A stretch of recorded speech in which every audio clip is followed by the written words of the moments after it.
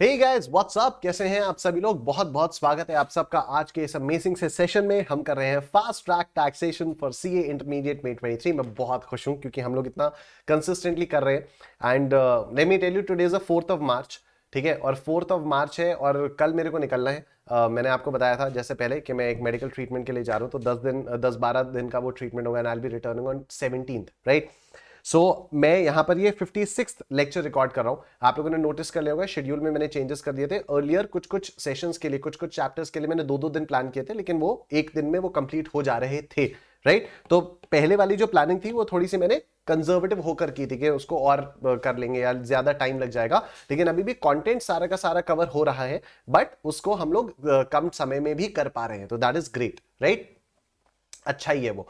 और कि कम समय में ज्यादा से ज्यादा कंटेंट आपका कवर हो जाए।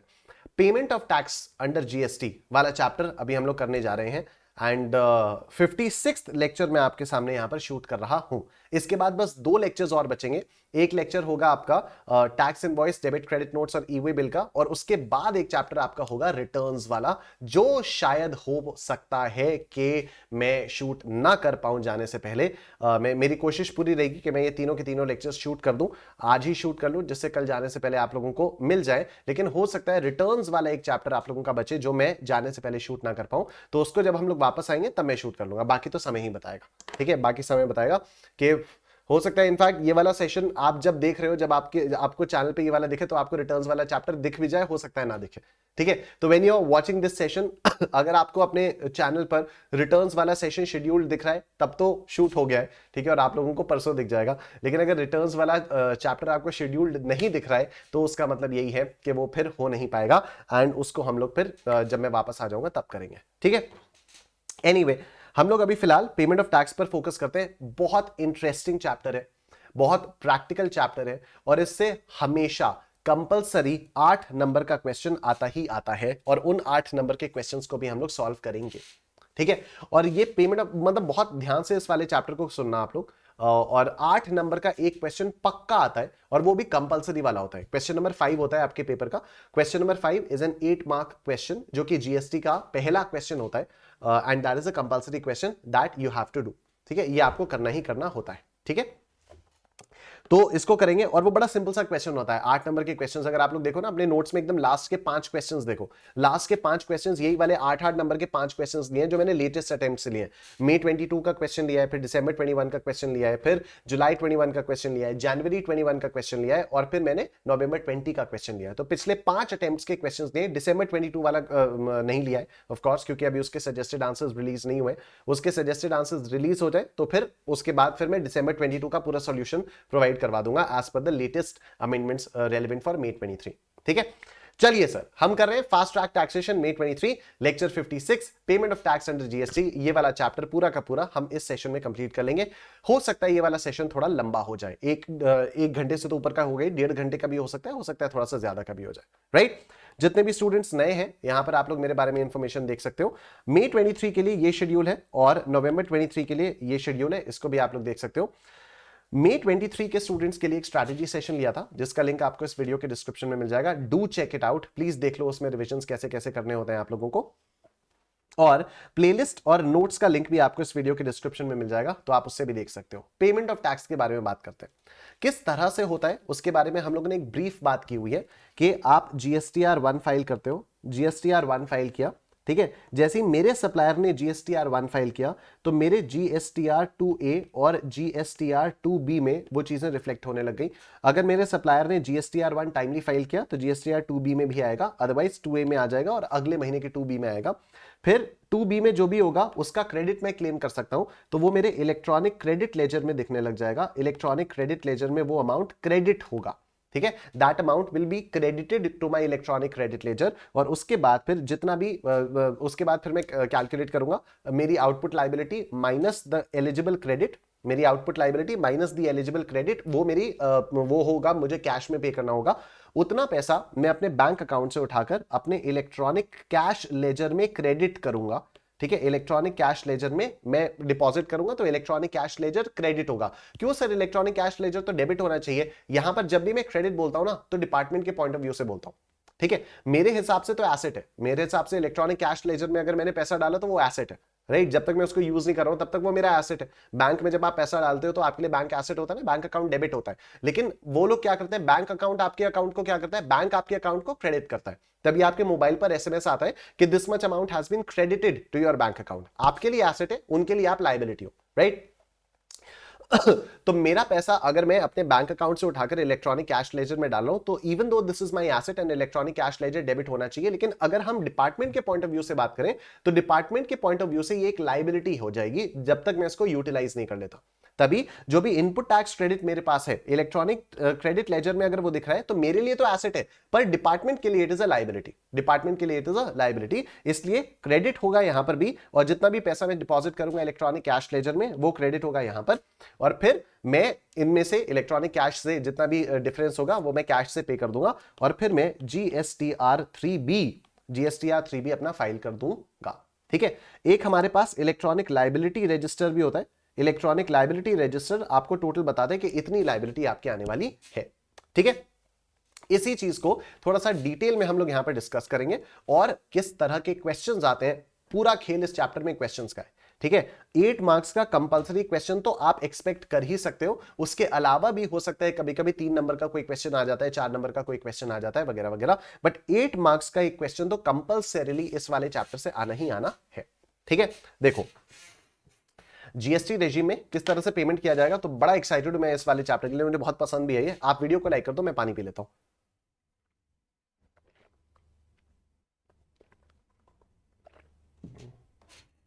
देखिए, इंट्रा स्टेट सप्लाई में सीजीएसटी और एसजीएसटी पे करना होता है, इंटर स्टेट सप्लाई में आईजीएसटी पे करना होता है, जिसमें सीजीएसटी और एसजीएसटी दोनों के कंपोनेंट्स होते हैं, और जहां जहां जरूरत है वहां इंटरेस्ट, पेनल्टी, फीस या any other amount is to be paid, right. Electronic ledgers क्या होते हैं? इलेक्ट्रॉनिक लेजर्स और E ledgers are statement of cash and input tax credit in respect of each registered tax payer. In addition each tax payer shall also have an electronic tax liability register. ठीक है, तो 2 लेजर्स होते हैं, electronic cash ledger, electronic credit ledger, और उसके अलावा एक इलेक्ट्रॉनिक लायबिलिटी रजिस्टर भी होता है। ये 3 हो गए आपके पास, electronic cash ledger, electronic credit ledger और इलेक्ट्रॉनिक लायबिलिटी रजिस्टर। ठीक है, अब सुनो, payment of tax, interest, penalty and other amounts, section 49 क्या बात कर रहा है? Payment of tax, interest, penalty, fee और एनी अदर अमाउंट। क्या हुआ यहां पर?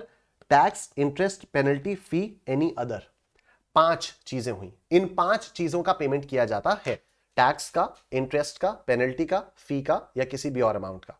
ठीक है, this can be made by, payment कैसे किया जा सकता है? इंटरनेट बैंकिंग के थ्रू। ये 2 चीजें यहां पर नई ऐड की हैं आप लोगों के लिए, मे 23 वाले स्टूडेंट्स के लिए ये 2 चीजें नई ऐड की हैं। यूनिफाइड पेमेंट इंटरफेस यानी UPI, immediate payment services IMPS from any bank by using credit or debit cards, or by National Electronic Fund Transfer NEFT, or by real time gross settlement RTGS, or over the counter payments through authorized banks for deposits up to 10,000 rupees per challan per tax period by cash, check और demand draft. अगर मैं over the counter payment करना चाहता हूं, cash में payment करना चाहता हूं लिटरली, तो 10,000 रुपए तक का कैश में मैं पेमेंट कर सकता हूं। Over-the-counter payment restrictions up to 10,000 rupees not applicable in the following cases. The restriction for deposit up to 10,000 rupees per challan in case of over-the-counter payment shall not apply to deposit made by। किन किन लोगों के लिए ये 10,000 वाली restriction नहीं है? मतलब ये लोग 10,000 से ज्यादा भी कैश में पेमेंट कर सकते हैं। कौन कौन? Government departments or any other deposit to be made by persons as may be notified by the commissioner in this behalf. Proper officer or any other officer authorized to recover outstanding dues from any person, whether registered or not, including inventory made through attachment or sale of movable or immovable properties। तो कोई भी proper officer है, किसी भी अगर बंदे से उसकी कोई स्क्रूटिनी वगैरह चल रही है, उससे उसने रिकवर किया, ठीक है, प्रॉपर ऑफिसर ने रिकवर किया पैसा, 10,000 से ज्यादा कैश में रिकवर कर लिया और डिपॉजिट किया, तो फिर यही हो जाएगा कि हाँ डिपॉजिट हो गया है पैसा। ठीक है, उसमें फिर ये 10,000 का रेस्ट्रिक्शन नहीं आएगा, ज्यादा भी हुआ तब भी चलेगा। Proper officer or any other officer authorized for the amounts collected by way of cash, check or demand draft during any investigation or enforcement activity or any ad hoc deposit, ये भी हो सकता है। The amount so paid shall be credited to the electronic cash ledger of such person। ठीक है, तो जितना भी अमाउंट पे किया जाएगा वो उसके इलेक्ट्रॉनिक कैश लेजर में क्रेडिट होगा। Self assessed ITC shall be credited to the electronic credit ledger। तो ये भी मैंने आप लोगों को बता दिया है। ठीक है, utilisation of amount in electronic cash ledger. अब इलेक्ट्रॉनिक कैश लेजर में जितना भी पैसा डाला उसका यूटिलाइजेशन आप कैसे कर सकते हो? तो देखो, हर लेजर में 4 मेजर हेड्स होते हैं। चार मेजर हेड्स होते हैं, आईजीएसटी, सीजीएसटी, एसजीएसटी या यूटीजीएसटी और जीएसटी कॉम्पनसेशन सेस। इनको मेजर हेड्स बोला जाता है। हर हेड के अंदर, हर मेजर हेड के अंदर 5 माइनर हेड्स होते हैं, टैक्स, इंटरेस्ट, पेनल्टी, फी, अदर्स, जो अभी थोड़ी देर पहले बताया कि 5 चीजों का पेमेंट आपको करना होता है, टैक्स, इंटरेस्ट, पेनल्टी, फी, अदर्स। ठीक है, तो सीजीएसटी में टैक्स, इंटरेस्ट, पेनल्टी, फी, अदर्स, एसजीएसटी में टैक्स, इंटरेस्ट, पेनल्टी, फी, अदर्स, आईजीएसटी में टैक्स, इंटरेस्ट, पेनल्टी, फी, अदर्स, यूटी और कॉम्पनसेशन सेस में टैक्स, इंटरेस्ट, पेनल्टी, फी, अदर्स। राइट, तो आपका जो इलेक्ट्रॉनिक कैश लेजर है उसमें 4 मेजर हेड्स होते हैं। Even this is the case even with electronic credit ledger end of course even in electronic liability register. तो जितने भी आपकी आउटपुट लायबिलिटी होती है वो आपको पूरा बाइफर्केट करके बताता है, पूरा कैटेगराइज करके बताता है कि सीजीएसटी में आपकी टैक्स की लायबिलिटी इतनी है, सीजीएसटी में आपकी इंटरेस्ट की लायबिलिटी इतनी है, आईजीएसटी में आपकी पेनल्टी की लायबिलिटी इतनी है, वगैरह वगैरह। ठीक है, तो देखो, amount available in electronic cash laser may be used for making any payment, किसी भी, जो भी इलेक्ट्रॉनिक कैश लेजर में आप पैसा डाल रहे हो वो किसी भी पेमेंट के लिए यूटिलाइज आप कर सकते हो, towards tax, interest, penalty, fee और any other amount payable under the provisions of this act और the rules made thereunder in such manner and subject to such conditions and within such time as may be prescribed. अब देखो, head wise information is to be maintained in electronic cash ledger, information is kept minor head wise for each major head as under. ठीक है, तो इस तरह से रहता है। अब सुनो, transfer of CGST to IGST, SGST या UTT in electronic cash ledger the same और डिस्टिंक्ट पर्सन, ये भी एक नई चीज है जो आप लोगों के अटेम्प्ट के लिए आई है। तो इसको देखो क्या है यहां पर, a registered person may on the common portal transfer any amount of tax, interest, penalty, fee or any other amount available in the electronic cash ledger under this act to the electronic cash ledger for integrated tax, central tax, state tax, union territory tax or cess, or integrated tax or central tax of a distinct person as specified in subsection 4 or as the case may be subsection 5 of section 25। Simple भाषा में अगर मैं आपको इसका मतलब बताऊं तो suppose मेरे कपड़ों की दुकान है, ठीक है, मेरे कपड़ों की दुकान है और प्रयागराज में एक है। ठीक है, अब प्रयागराज में एक कपड़े की दुकान है और एक वहीं पर सपोज कहीं और भी है, दिल्ली में। ठीक है, अब प्रयागराज के इलेक्ट्रॉनिक कैश लेजर में दो जीएसटी है, दो जीएसटी है, डिस्टिंक्ट पर्सन हो गए, डिस्टिंक्ट पर्सन हो गए, मेरी दूसरे स्टेट में मेरी ही एस्टैब्लिशमेंट है पर हम ये डिस्टिंक्ट पर्सन हो गए। राइट, अब अगर प्रयागराज वाले रजिस्ट्रेशन जो है, प्रयागराज वाले जीएसटीआईएन पर अगर इलेक्ट्रॉनिक कैश लेजर में कुछ पैसा पड़ा हुआ है, उस पैसे को मैं अपनी ही डिस्टिंक्ट एस्टैब्लिशमेंट दिल्ली वाले ब्रांच के इलेक्ट्रॉनिक कैश लेजर में ट्रांसफर करना चाहूं तो मैं कर सकता हूं। ये लिखा हुआ है, फिर से देखो, a registered person may on the common portal transfer any amount of tax, interest, penalty, fee or any other amount available in the electronic cash ledger under this act to the electronic cash ledger for IGST, CGST, SGST, UTGST या cess और IGST और CGST of a distinct person as specified in subsection 4। distinct person या related person में मैं transfer कर सकता हूं in such form and manner and subject to such conditions and restrictions as may be prescribed, and such transfer shall be deemed to be a refund from the electronic cash ledger under this act। ठीक है, तो ये मान लिया जाएगा कि मैंने अपने इलेक्ट्रॉनिक कैश लेजर से रिफंड ले लिया, पहले मैंने अपने इलेक्ट्रॉनिक कैश लेजर में पैसा डाला, राइट, अब अगर मैंने इसको ही अपने ही डिस्टिंक्ट एस्टैब्लिशमेंट के किसी इलेक्ट्रॉनिक कैश लेजर में डाल दिया तो ये मान लिया जाएगा कि मैंने अपने वाले से पैसा वापस निकाल दिया। ठीक है, मतलब ऐसा नहीं होना चाहिए कि अगर नहीं दिख रहा तो फिर मैं यहां पर बोल दूं, मतलब इसका लॉजिक समझना आप, इलेक्ट्रॉनिक कैश लेजर से तो पैसा चला जाएगा, राइट, और फिर मैं बोलूं बताइए हद हो गई है, इलेक्ट्रॉनिक कैश लेजर में मैंने पैसा डाला था, यूटिलाइजेशन हुआ नहीं, हमें वापस मिलना चाहिए, हमें सरकार वापस भी नहीं दे रही है, तो भाई तूने ही तो ट्रांसफर किया अपनी ही डिस्टिंक्ट एस्टैब्लिशमेंट में, तो मिल गया तेरे को वापस। Provided that no such transfer under clause B shall be allowed if the said registered person has any unpaid liability in his electronic liability register। मैं अपने distinct person को ट्रांसफर तब तक नहीं कर सकता जब तक मैं अपनी liability पहले ना चुका लूं। This is like जब आप प्लेन में बैठते हो तो फिर क्या बोला जाता है, दूसरों की सहायता करने से पहले खुद की सहायता करें, राइट, तो पहले मैं अपनी इलेक्ट्रॉनिक लायबिलिटी रजिस्टर की लायबिलिटी को निपटाऊंगा और उसके बाद अगर मेरे पास थोड़ी बहुत जान बच जाए तो फिर मैं अपने डिस्टिंक्ट एस्टैब्लिशमेंट को ट्रांसफर कर सकता हूं। Amount transferred in CGST deemed deposit, where any amount has been transferred to the electronic cash ledger under this act, the same shall be deemed to be deposited in the said ledger as provided in section 49(1)। ठीक है, या next topic है हमारे पास utilization of amount in electronic credit ledger for the payment of output tax under CGST and IGST act. ठीक है, अभी हमने बात की कि इलेक्ट्रॉनिक कैश लेजर में जो भी पेमेंट होगा, इलेक्ट्रॉनिक कैश लेजर में जो भी पैसा डलेगा उसका यूटिलाइजेशन आप कैसे कर सकते हो। तो उसका यूटिलाइजेशन आप किसी भी चीज के लिए कर सकते हो। ठीक है, आप उसका यूटिलाइजेशन टैक्स के लिए भी कर सकते हो, इंटरेस्ट के लिए भी कर सकते हो, पेनल्टी के लिए भी कर सकते हो, फीस के लिए भी कर सकते हो, और किसी भी और चीज के लिए भी कर सकते हो। इलेक्ट्रॉनिक क्रेडिट लेजर का जो भी यूटिलाइजेशन है वो आप कैसे कर सकते हो, let's see. Amount available in electronic credit ledger may be used for making any payment towards output tax under this act or under the Integrated Goods and Services Tax Act in such manner and subject to such conditions and restrictions within such time as may be prescribed। तो ये आपके लिए amendment है। पहले यहां पर लिखा हुआ था subject to such conditions within such time as may be prescribed, अब यहां पर एंड रेस्ट्रिक्शंस भी जोड़ दिया गया है। ठीक है, तो this is an amendment for May 23 as well. Electronic cash ledger का जो भी बैलेंस है that can be utilised towards payment for anything, tax, interest, fee, penalty, anything. But electronic credit ledger का जो भी बैलेंस होगा that can be utilised only for payment of output tax. जो भी जीएसटी का पेमेंट होगा उसी के लिए आप इलेक्ट्रॉनिक क्रेडिट लेजर का यूटिलाइजेशन कर सकते हो। The balance in the electronic credit ledger can not be utilised for payment of interest, penalty, fees और एनी अदर थिंग। ठीक है, ये हो गया। Manner of utilisation of amount in electronic credit ledger. देखो,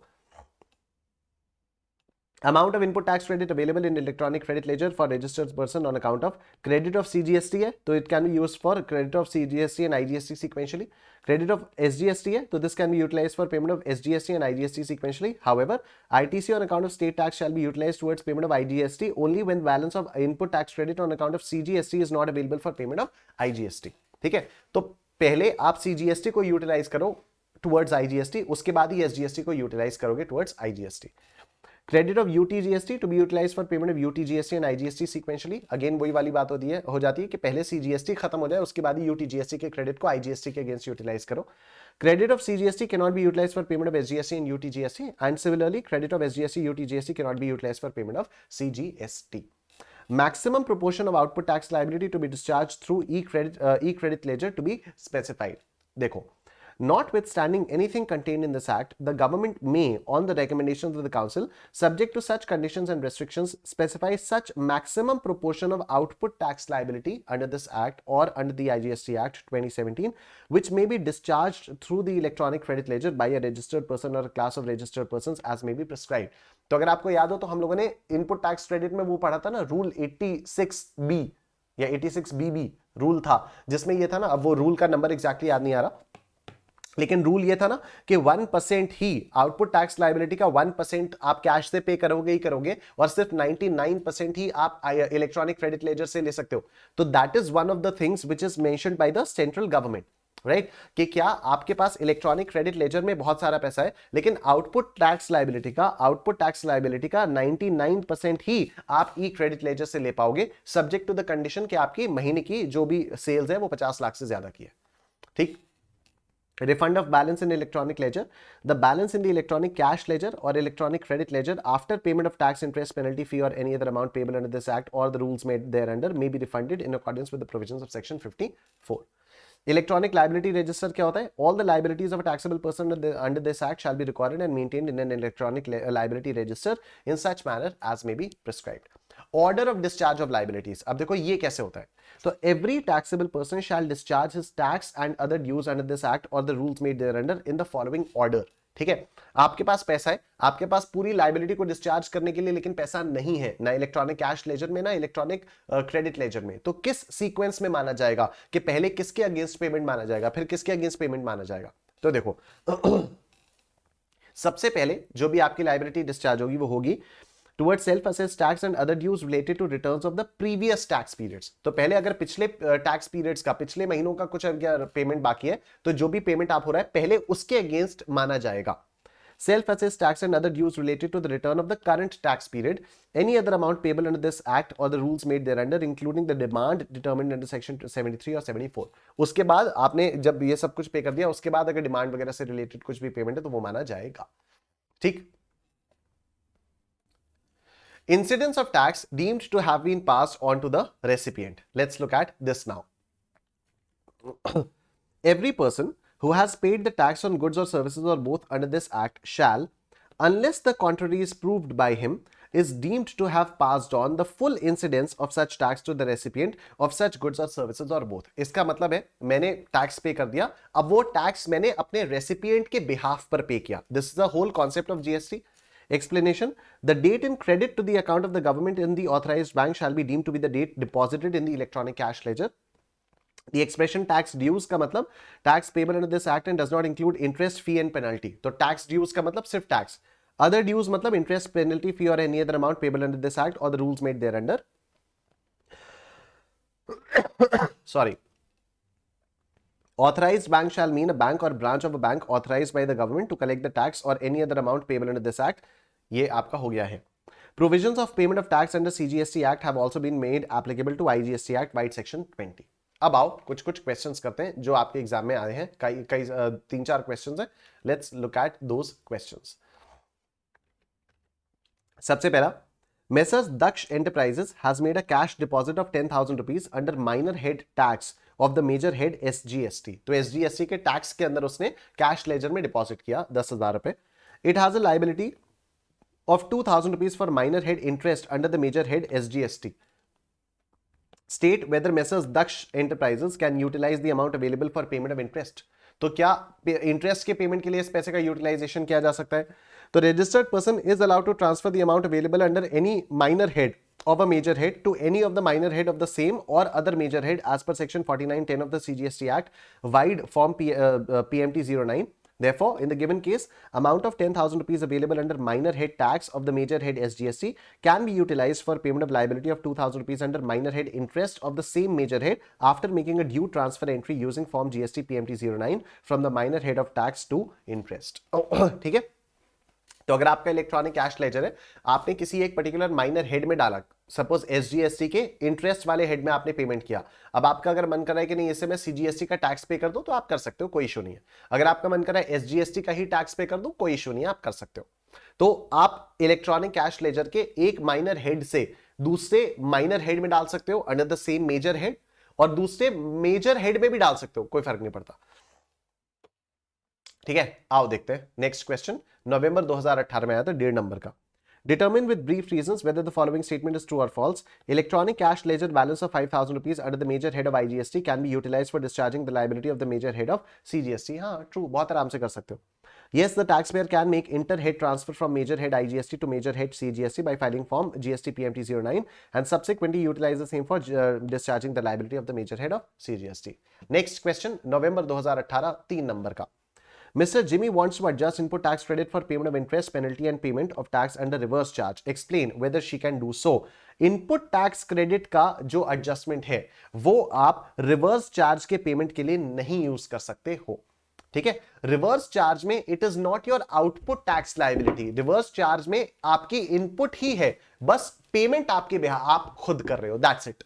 ठीक है, तो आईटीसी का जो भी बैलेंस होता है वो आप रिवर्स चार्ज वाले पेमेंट के अगेंस्ट यूटिलाइज नहीं कर सकते. Always remember that.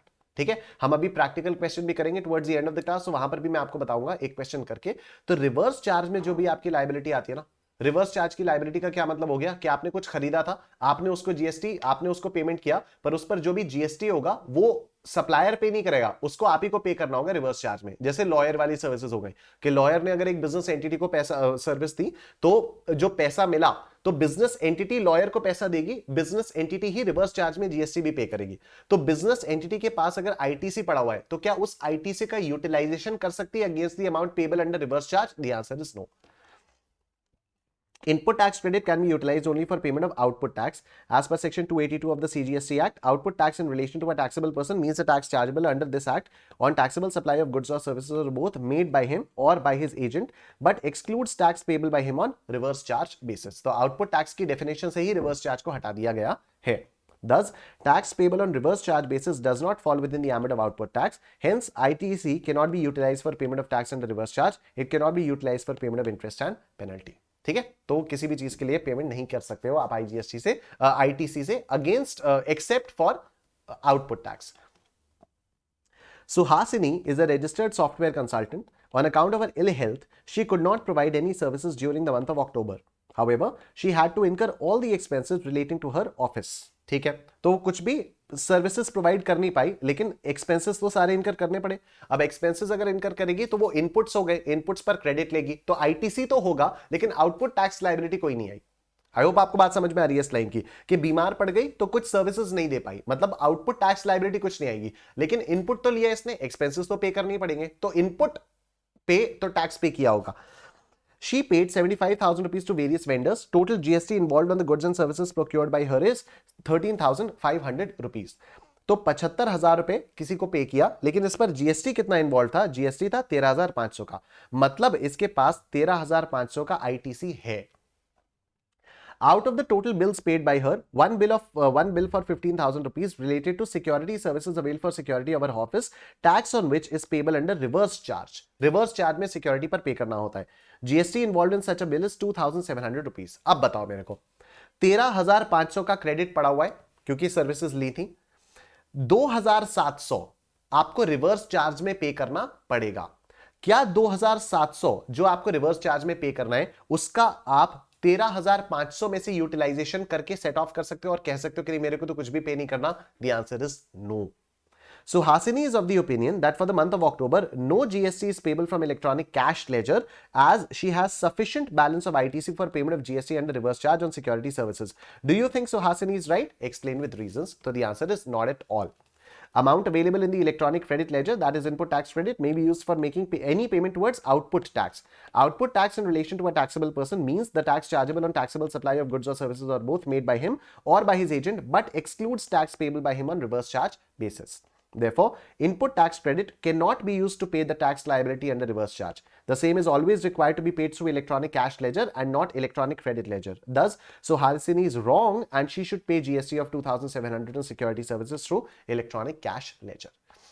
ठीक है, ये वाली चीज यहां पर हो गई है। आओ नेक्स्ट देखते हैं, utilisation of input tax credit and order of utilisation of input tax credit. तो ये हम लोगों को ऑलरेडी पता है कि पहले आईजीएसटी का होगा, आईजीएसटी के बाद ये रूल 88 आई गया था, रूल 88 हम लोगों को मालूम है, ठीक है, कि आईजीएसटी होगा, आईजीएसटी का क्रेडिट पहले आप आईजीएसटी की लायबिलिटी के अगेंस्ट यूज करोगे, उसके बाद आप सीजीएसटी एसजीएसटी किसी भी लायबिलिटी के अगेंस्ट आप सेट ऑफ कर सकते हो, उसके बाद सीजीएसटी, तो सीजीएसटी का पहले आप सीजीएसटी के अगेंस्ट करोगे, अगर कुछ बच जाए तो आईजीएसटी के अगेंस्ट, एसजीएसटी के पहले आप एसजीएसटी की लायबिलिटी के अगेंस्ट करोगे, कुछ बच जाए तो आईजीएसटी के अगेंस्ट, सीजीएसटी का एसजीएसटी के अगेंस्ट नहीं कर सकते, एसजीएसटी का सीजीएसटी के अगेंस्ट नहीं कर सकते। Electronic cash ledger, Rule 87. Let's talk about it. It will reflect all deposits made in cash and TDS, TCS made on account of taxpayer. ठीक है, तो इलेक्ट्रॉनिक कैश लेजर में जितना भी डिपॉजिट किया वो सारा का सारा दिखाई देगा। This ledger can be used for making any payment towards tax, interest, penalty, fee और any other document on account of GST. Amounts debited and credited क्या क्या होगा? पहले क्रेडिट वाला देखो, जितना भी आप डिपॉजिट करोगे towards tax, interest, penalty, late fee etcetera via internet banking, RTGS, fund transfer etcetera, या जितना भी आप टीडीएस या टीसीएस को क्लेम करोगे, इससे आपका इलेक्ट्रॉनिक कैश लेजर क्रेडिट होगा। ठीक है, डेबिट क्रेडिट उनके पॉइंट ऑफ व्यू से, सरकार के पॉइंट ऑफ व्यू से। ठीक है, मेरे लिए एसेट है क्योंकि मैं इसको यूटिलाइज करूंगा, लेकिन उनके लिए लायबिलिटी है क्योंकि ये यूटिलाइज हो जाएगी। ठीक है, तो ये क्रेडिट है उनके लिए। डेबिट, तो credit amount of this ledger may be used for payment of tax, interest, fee, etc. Remaining credit balance amount after payment of above tax, etc. will be refunded to the taxable person. ठीक है, तो ये आपका debit हो जाएगा। आइए sir question किया जाए। Sahil is a supplier of taxable goods in Karnataka. He got registered under GST in the month of September 22 and wishes to pay his GST liability and wishes to pay his IGST liability for the month. Since he is making the GST payment for the first time, he is of the view that he needs to mandatorily have the online banking facility to make payment of GST. Offline payment is not permitted under GST. You are required to apprise Sahil regarding the various modes of deposit in the electronic cash ledger. Further, advise him with regard to the following issues. Are manual challans allowed under GST? Yes. What is the validity period of the challan? ये भी हम लोग देखेंगे. Is cross utilization among major and minor heads of the electronic cash ledger permitted? आओ देखते हैं. तो section 49(1) of the CGST Act 2017 read with rule 87 of the CGST rules 2017 provides that the deposit in electronic cash ledger can be made through any of the following modes. कौन कौन से? Internet banking through authorised banks, अभी ये unified payment और IMPS ये तो नया नया आया है। ठीक है, अभी हम लोगों ने देखा था बोल्ड में लिखा हुआ था तो आंसर में भी मैंने ऐड कर दिया है। तो unified payment interface from any bank, immediate payment services from any bank, credit card, debit card through authorised bank, NEFT, RTGS, over the counter payments of through authorised banks. Thus, Offline mode is also permitted under GST. In light of the above, answers to the questions are as follows. तो manual और physical challans are not allowed under GST regime. It is mandatory to generate challans online on the GST portal. तो शायद अभी मैंने गलत बोल दिया था, I'm sorry for that. तो manual या physical challans allowed नहीं होते हैं. ई चालान की वैलिडिटी 15 दिन की होती है. ई चालान की वैलिडिटी 15 दिन की होती है. And yes, the registered person is allowed to transfer the amount available under any minor head. तो वो क्रॉस यूटिलाइजेशन तो आराम से किया ही जा सकता है.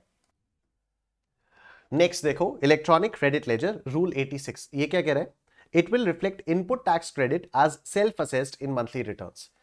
The credit in this ledger can be used to make the payment of tax only, that is output tax, and not for any other amount such as interest, penalty, fees, etc. Amounts debited or credited ये है. Credit क्या क्या होगा? Input tax credit as self-assessed in the return in the form of IGST, CGST, SGST, UTGST. Refund of excess or tax wrongly paid through electronic credit ledger by an order made in form GST PMT 03. अगर पहले कभी कर दिया था तो उसका refund आ जाएगा, तो वो भी ITC, वो भी इलेक्ट्रॉनिक क्रेडिट लेजर में आ जाएगा. और रीपेमेंट ऑफ एरोनियस रिफंड. ठीक है. अब इधर क्या हुआ? डेबिट अमाउंट देखो, credit amount of this ledger may be used for payment of output tax with IGST, CGST, SGST, UTGST in the prescribed order. ठीक. फिर आता है आपके पास इलेक्ट्रॉनिक लायबिलिटी रजिस्टर. इसमें क्या क्या चीजें हो जाती हैं? तो electronic liability register will reflect the total tax liability of the tax payer after netting for the particular month. इसमें क्या क्या क्रेडिट अमाउंट आएगा? इलेक्ट्रॉनिक कैश लेजर में जितना आपने पैसा डाला वो इधर आ जाएगा, और इलेक्ट्रॉनिक क्रेडिट लेजर में जितना भी आपका सेल्फ असेस्ड ITC है वो भी इधर आ जाएगा. इसमें से डेबिट क्या क्या होगा? Amount payable towards tax, interest, fees etcetera, any other dues, और amount payable towards output tax. ठीक है. यहां पर पहले एक चीज और भी होती थी, टैक्स और interest due to mismatch. Tax या इंटरेस्ट ड्यू टू मिसमैच, ये वाला पॉइंट अभी यहां पर हटा दिया गया है. तो इस पर क्वेश्चन आया था नवंबर 2019 में 3 नंबर का. State the items which are to be debited to electronic liability register of the taxable person under CGST act 2017 and the rules there under.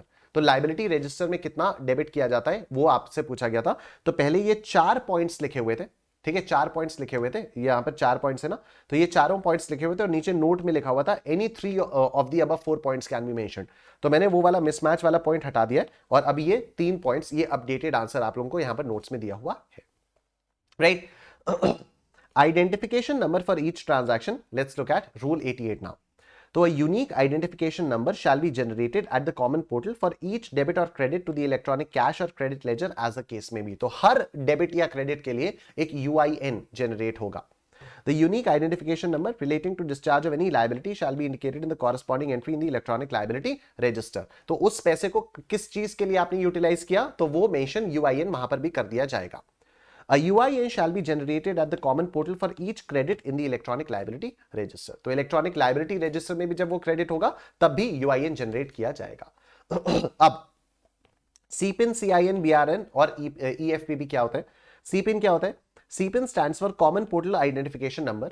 It is created for every challan successfully generated by the taxpayer. तो जो भी आप चालान generate करते हो उसके साथ CPIN generate होता है. It is a 14-digit unique number to identify the challan. CPIN remains valid for a period of 15 days. तो इससे रिलेटेड क्वेश्चन हम लोगों ने पहले कर लिया था कि चालान कब तक वैलिड रहती है? 15 दिन तक वैलिड रहती है.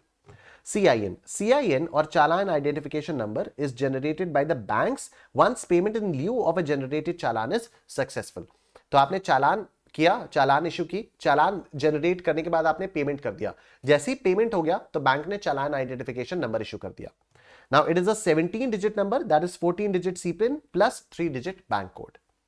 CIN is generated by the authorized banks, Reserve Bank of India, when payment is actually received by such authorized banks or RBI and credited in the relevant government account held with them. ठीक. उसके बाद it is an indication that the payment has been realized and credited to the appropriate government account. CIN is communicated by the authorized bank to the taxpayer as well as to GST network. Simple. BRN या bank reference number is a transaction number given by the bank for a payment against a challan. तो CIN भी generate होगा और BRN भी generate होगा. EFPB का मतलब होता है electronic focal point branch. These are branches of authorised banks which are authorised to collect payment of GST. तो किसी भी बैंक में नहीं हो सकता, ऑथराइज्ड बैंक्स में ही हो सकता है GST का collection. Each authorized bank will nominate only one branch as its EFPB for pan-India transaction. The EFPB will have to open accounts under each major head for all the governments. Any amount received by such EFPB towards GST will be credited to the appropriate account held by such EFPB. For NEFT RTGS transactions, RBI will act as EFPB. ठीक है, अब इस payment process के कुछ की features है वो आप लोग अपने आप से देख सकते हो, उसमें कोई पंगा नहीं है.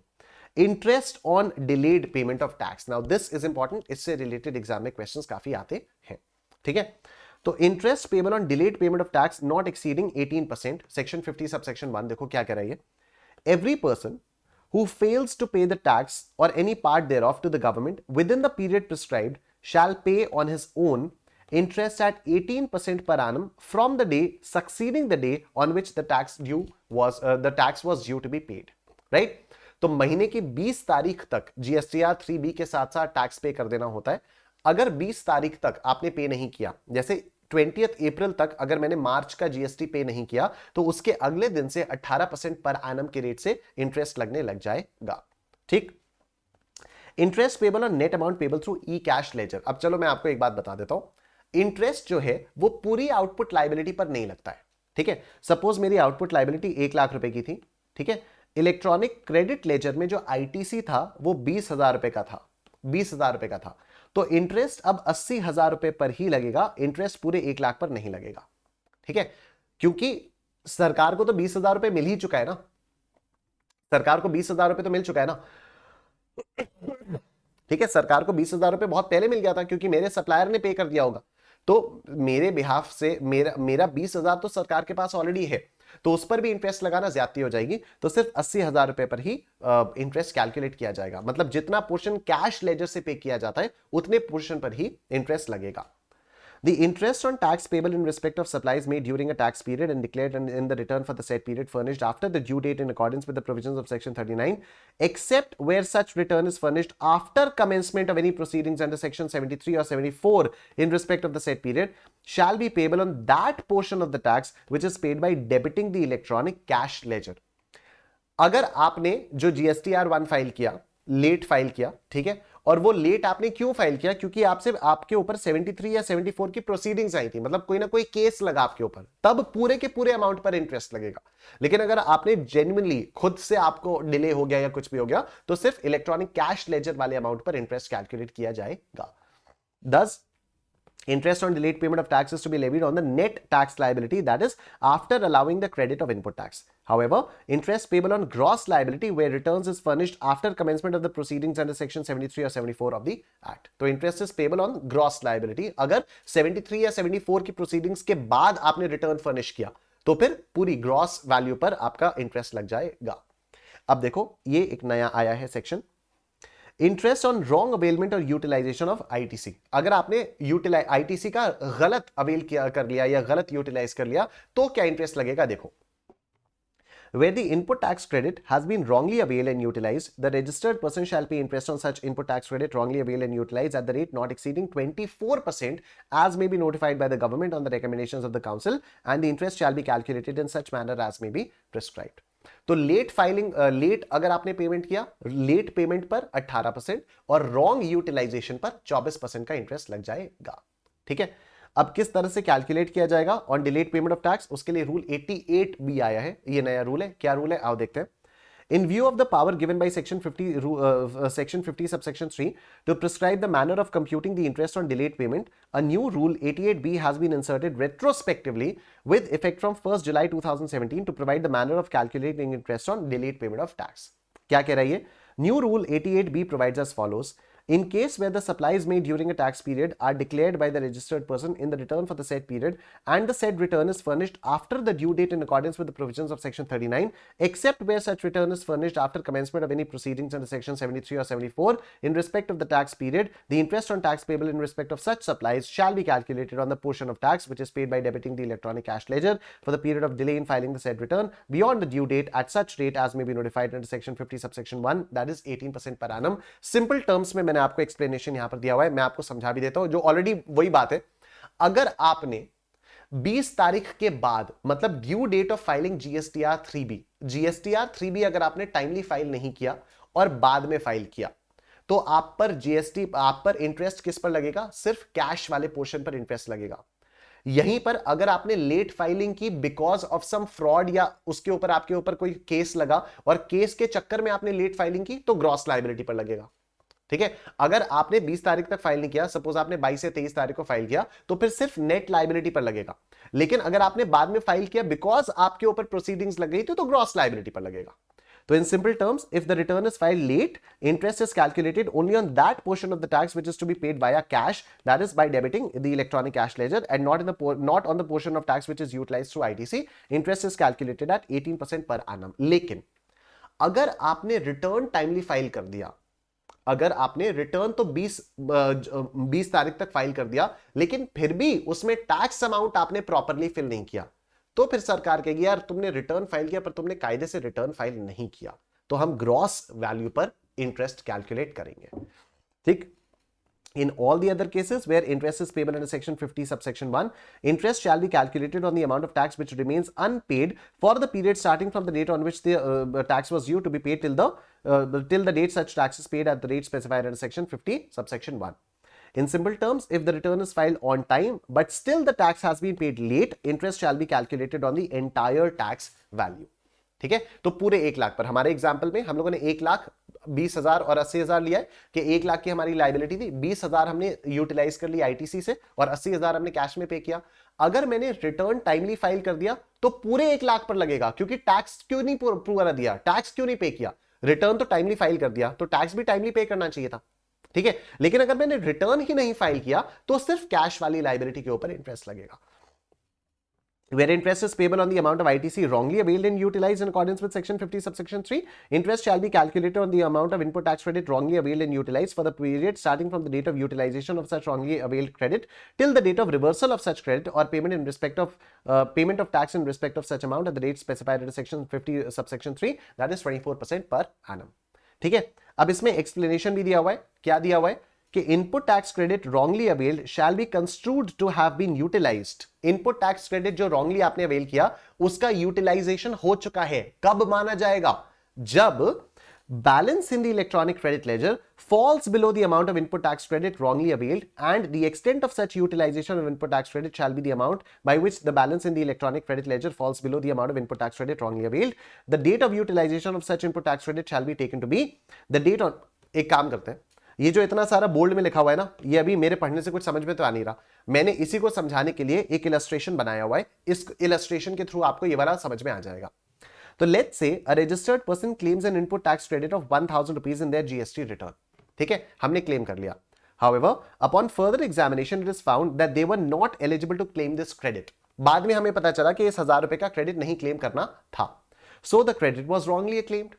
ठीक, now the person needs to reverse this credit, which means they have to pay back the 1000 rupees to the government. ठीक है, 1000 रुपए वापस देना है। However, they don't do it immediately and continue to use the balance in their electronic credit ledger. ठीक है, अब electronic credit laser में ये पड़ा हुआ है 1000 रुपए, अभी हमने पेमेंट नहीं किया है सरकार को। After some time, their balance in the electronic credit ledger falls below 1000 rupees. Electronic credit ledger का जो बैलेंस था 1000 रुपए से कम आ गया।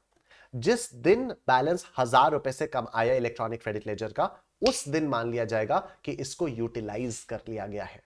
देखो, सिर्फ एलिजिबल क्रेडिट ही आपके इलेक्ट्रॉनिक क्रेडिट लेजर में आते हैं। ठीक है, मतलब आपने सेल्फ असेस करके कहा है कि हाँ ये मैं क्रेडिट लूंगा, ये मैं क्रेडिट लूंगा। जीएसटीआर 2B में वो सारे के सारे आ गए जो आपने आपके सप्लायर्स ने फाइल किए।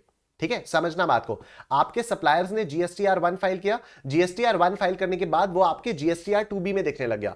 इसमें से इलेक्ट्रॉनिक क्रेडिट लेजर में कितना जाएगा वो आप चूज करोगे, आप सेल्फ असेस करके चूज करोगे। जीएसटीआर 2B आ गया। अब देखो, जब मैंने गाड़ी खरीदी तो रेनॉल्ट वालों ने तो अपना जीएसटीआर 1 फाइल किया, तो मेरे जीएसटीआर 2B में तो रिफ्लेक्ट होने लग गया ना। लेकिन अब मुझे इस गाड़ी का आईटीसी लेना है या नहीं लेना, ये तो मैं ही डिसाइड करूंगा ना, on the basis of law के प्रोविजंस। तो मैंने अगर मान लो उसको डिसाइड कर लिया और वो चला गया मेरे इलेक्ट्रॉनिक क्रेडिट लेजर में, बाद में पता चला कि शिट यार ये तो जाना ही नहीं चाहिए था। पर अब मुझे क्या करना है, मुझे रिवर्स करना है। कैसे रिवर्स करूंगा? By paying this amount to the government. मैंने पे नहीं किया, ठीक है, और ये जो आईटीसी मैंने अवेल किया ये पड़ा रहा इलेक्ट्रॉनिक क्रेडिट लेजर में। ठीक है, अब जब मैं इसको यूटिलाइज कर रहा हूं तो इलेक्ट्रॉनिक क्रेडिट लेजर का बैलेंस उससे कम आ गया। जब उससे कम आ गया तो मतलब आपने ये अवेल तो किया ही किया, क्योंकि इलेक्ट्रॉनिक क्रेडिट लेजर में चला गया तो अवेलमेंट तो हो गया, आपने इसको यूटिलाइज भी कर लिया। बैलेंस 1000 रुपए से कम चला गया तो आपने इसको यूटिलाइज भी कर लिया। At this point the wrongly claimed input tax credit is considered as utilized even though the person did not intend to use it. मेरा इंटेंशन था नहीं पर फिर भी मान लिया जाएगा कि यूटिलाइज हो गया। So the date of utilization of this input tax credit will be taken as either the due date of the tax return or the actual date of filing the return, whichever is earlier, if the balance in electronic credit ledger falls below 1000 rupees on account of payment of tax to the said return. Otherwise, the date of debit in the electronic credit ledger will be considered. तो किस date को utilise हुआ माना जाएगा, किस date को utilise हुआ माना जाएगा, ये देखो, the date of utilization of this input tax credit will be taken as either the due date of tax return यानी 20 तारीख या actual date of filing the return whichever is earlier अगर बैलेंस आपका कम हो गया, otherwise the date of debit in the electronic credit ledger will be considered, मतलब जिस दिन 1000 से कम हुआ वो वाली डेट। ठीक है, तो यूटिलाइज आपका कब माना जाएगा, या तो due date of tax return या तो actual date of return filing whichever is earlier। ठीक है, अगर ड्यू डेट तक आपने अगर आपने टैक्स रिटर्न ड्यू डेट पर फाइल कर लिया तो मान लिया जाएगा कि आपने उसी दिन यूटिलाइज कर लिया।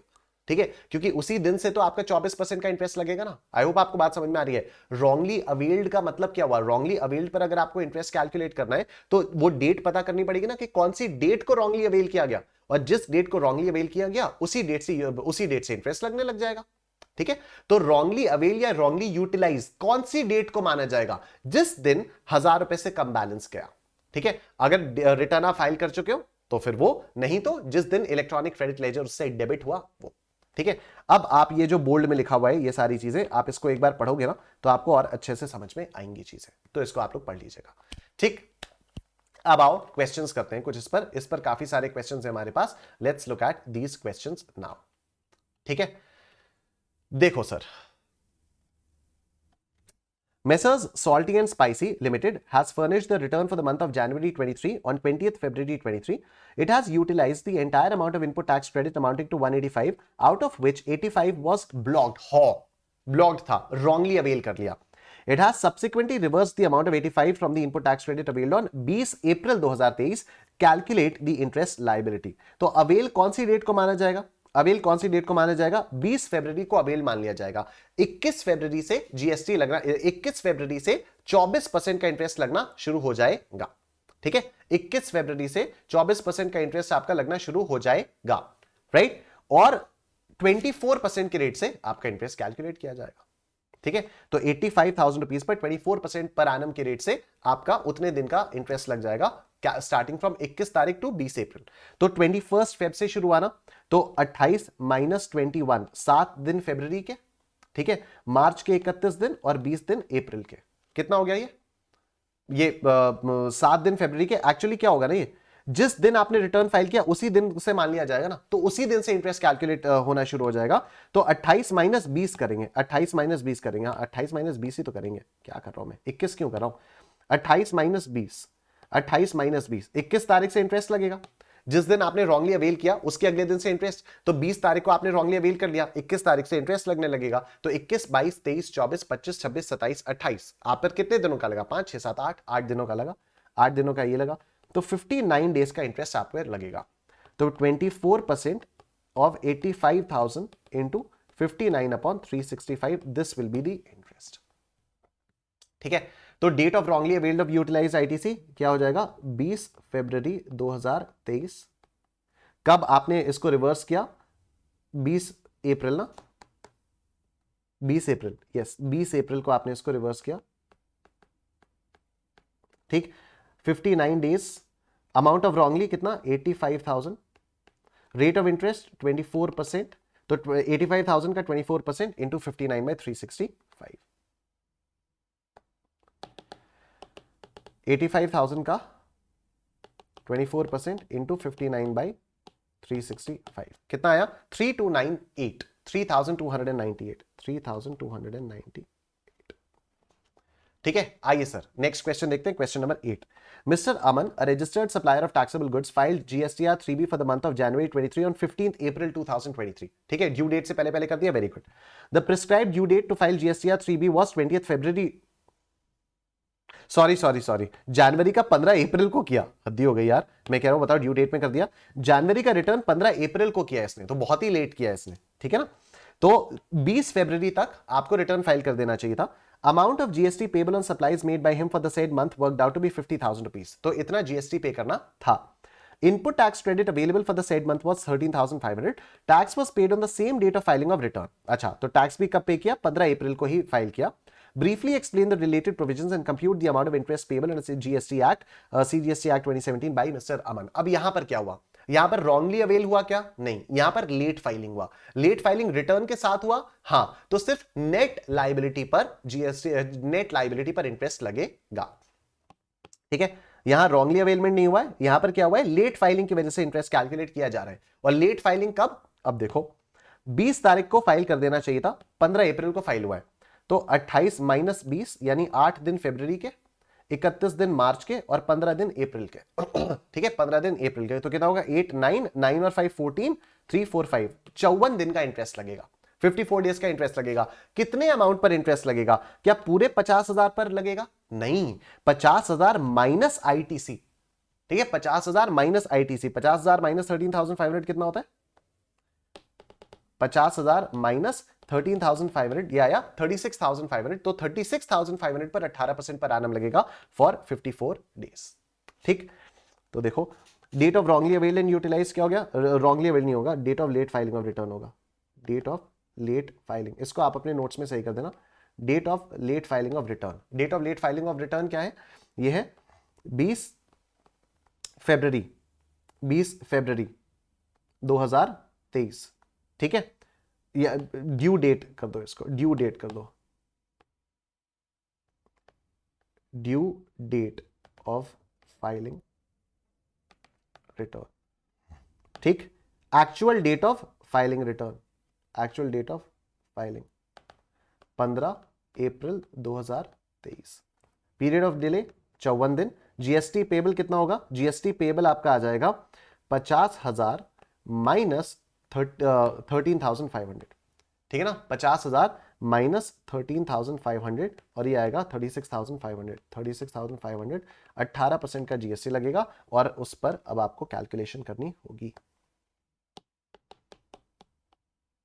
कितना है?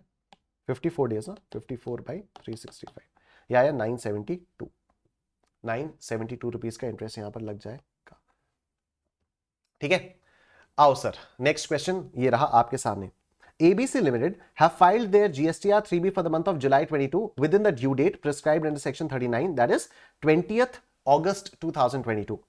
Post filing of the return, the registered person has noticed during September 22 that tax dues for the month of July 22 have been short paid for 40,000 rupees. ठीक है, 40,000 से कम पे किया गया। ABC Limited has paid the above shortfall of 40,000 rupees through GSTR 3B of September 22 filed on 20 October 22. Payment through cash ledger 30,000 and credit ledger 10,000. Examine the interest payable under the CGST Act 2070. Examine the interest payable. तो आपने delayed payment किया, wrongly avail वाला तो नहीं है। अब wrongly avail वाला नहीं है तो 18% के रेट से लगेगा। अब 18% के रेट से लगेगा, 40,000 रुपए का आपने पे किया है, 40,000 रुपए का आपने पे किया। क्या रिटर्न फाइल करते समय पे किया? नहीं, रिटर्न फाइल आपने टाइमली कर दिया, बाद में आपको रियलाइज हुआ, अरे यार 40,000 का छूट गया। तो अब 40,000 का पेमेंट 30,000 कैश से किया और 10,000 क्रेडिट से किया। क्या सिर्फ 30,000 पर इंटरेस्ट कैलकुलेट होगा? नहीं, अब ग्रॉस अमाउंट पर इंटरेस्ट कैलकुलेट होगा। 40,000 का आपने लेट पेमेंट किया था, भले ही बाद में इसको आपने थोड़ा सा क्रेडिट से पे कर दिया, इंटरेस्ट पूरे 40,000 पर लगेगा। What would be your answer if GSTR 3B for the month of July 22 has been filed belatedly on 20 October 2022 and the self-assessed tax of 40,000 has been paid on 20 October 2022? Payment through electronic cash ledger 30,000 और electronic credit laser 10,000। अगर इसने return भी late file किया होता और late return file करते समय इसने 40,000 पे किया होता, लेट रिटर्न फाइल करते समय इसने 40,000 पे किया होता, तो इंटरेस्ट फिर तब सिर्फ 30,000 पर लगता, तब इंटरेस्ट आपका पूरा 40,000 पर नहीं लगता, क्योंकि तब सिर्फ जितना कैश में पे किया उतने पर ही इंटरेस्ट लगता। There exists adequate balance in electronic cash and credit ledger on 31st July 22 for the above shortfall. No other supply has been made nor tax payable for the month of July 22 other than 40,000 missed out to be paid on forward charge basis. Ignore the effect of leap year if applicable in this case. ठीक है, simple सा question, आओ इसको solve किया जाए। वैसे actually अब इसको आप लोग अपने आप से भी सॉल्व कर सकते हो, बट चलो फिर भी। तो देखो क्या हुआ है यहां पर, due date of payment of tax कितना था, due date of payment of tax was 20 August, due date of payment of tax was 20 August 2022, 20 August 2022 था। पेमेंट कब किया, 20 अक्टूबर 2022 को पेमेंट किया। कितना डिले हुआ, तो 31 माइनस 20, 11 दिन अगस्त के, ठीक है, प्लस सितंबर के 30 दिन, प्लस 20 दिन अक्टूबर के, राइट, 61 डेज का डिले हुआ। जीएसटी पेबल 40,000 पूरा लेंगे और 18% पर एनम, तो 40,000 इंटू 18%, 61/365, 40,000 पर 18%, 61/365 कितना आया, 1203 का आपके ऊपर इंटरेस्ट आ गया, 1203। ठीक, और अगर मान लो रिटर्न ही बिलेटेडली फाइल किया होता तो due date of payment of tax would be 20 August 2022, actual date कितनी हुई, 20 अक्टूबर 2022, 61 दिन का अभी भी डिले हुआ। जीएसटी पेबल आप यहां पर 30,000 रुपए ही लेते और रेट ऑफ इंटरेस्ट 18% लगता, और अब आप 30,000 पर 18% का इंटरेस्ट लगाते।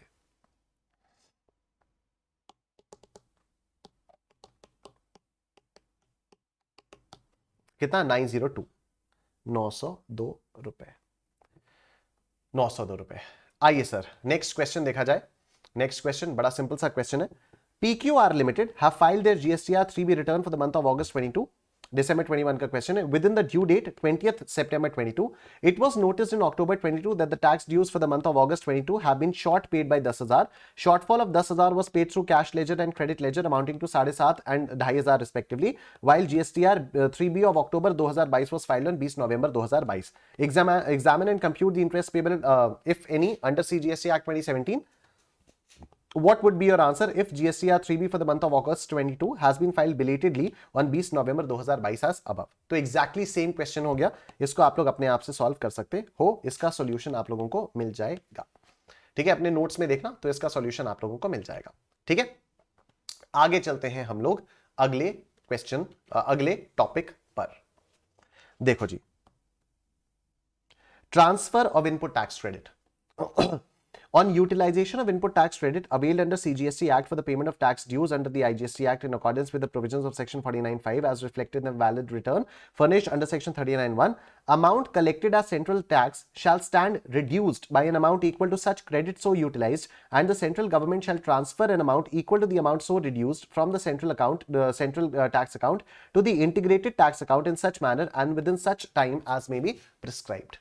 ठीक है, इसका सिंपल सा मतलब हो गया कि अगर आपने सीजीएसटी का क्रेडिट आईजीएसटी की लायबिलिटी के अगेंस्ट यूटिलाइज किया है, तो सेंट्रल गवर्नमेंट उतना पैसा आपके अकाउंट से, सेंट्रल टैक्स वाले अकाउंट से ट्रांसफर कर देगी इंटीग्रेटेड टैक्स वाले अकाउंट में। Simple. Transfer of certain amounts, where any amount has been transferred from the electronic cash ledger under CGST Act to the electronic cash ledger under SGST Act or UTGST Act, government shall transfer to the state account or the union territory account an amount equal to the amount transferred from the electronic cash ledger in such manner and within such time as may be prescribed। ठीक है, तो सरकार आपस में करेगी। ये actually हम लोगों के काम का कुछ ज्यादा है नहीं, इसको ऐसे ही पढ़ सकते हो आप। Transfer of certain amounts, where any amount has been transferred from the electronic cash ledger under IGST Act to the electronic cash ledger under SGST Act or UTGST Act। मतलब IGST का क्रेडिट आपने अगर SGST या UTGST के against लिया हुआ है, तो सेंट्रल गवर्नमेंट जो है इंटीग्रेटेड टैक्स से हटाकर रिस्पेक्टिव स्टेट को दे देगी, बस इतनी सी बात है। Transfer of input tax credit, तो यूज ऑफ आईजीएसटी टू पे सीजीएसटी, ये सारी चीजें हम लोग कर चुके हैं already. Tax wrongfully collected and paid to central government or state government, तो IGST paid instead of CGST या SGST, तो IGST is to be refunded, और CGST SGST paid instead of IGST, तो no interest chargeable on IGST to be deposited। ये सब है, clear है। May 23 के लिए कुछ क्लैरिफिकेशंस आए regarding utilization of amounts available in electronic credit ledger and electronic cash ledger for payment of tax and other liabilities। आइए, कुछ इश्यूज है, उनके क्लैरिफिकेशंस दिए हुए, let's quickly read them. Whether the amount available in electronic credit ledger can be utilized for payment of any tax under GST laws? Yes, of course, yes। ठीक है, electronic credit ledger का जो balance है वो तो आप GST law में tax के पेमेंट के लिए तो कर सकते हो। In terms of section 49(4), amount available in the electronic credit ledger may be used for payment, making any payment towards output tax under CGST Act or IGST Act, subject to the provisions relating to the order of utilization of ITC as laid down in 49B, read with Rule 88A. ठीक. Rule 86(2) provides for debiting the electronic credit ledger to the extent of discharge of any liability in accordance with the provisions of section 49, 49A, 49B. Further, output tax in relation to a taxable person, that is a person who is registered or liable to be registered under section 22 or 24, is defined in section 2 subsection 82 as tax chargeable on supply of goods or services or both, but excludes tax payable under reverse charge. वो excluded होता है, मतलब ITC का payment, ITC का utilisation आप reverse charge वाली liability के against नहीं यूज कर सकते. ठीक, वही वाली चीजें हैं जो हम लोग ऑलरेडी पढ़ चुके हैं.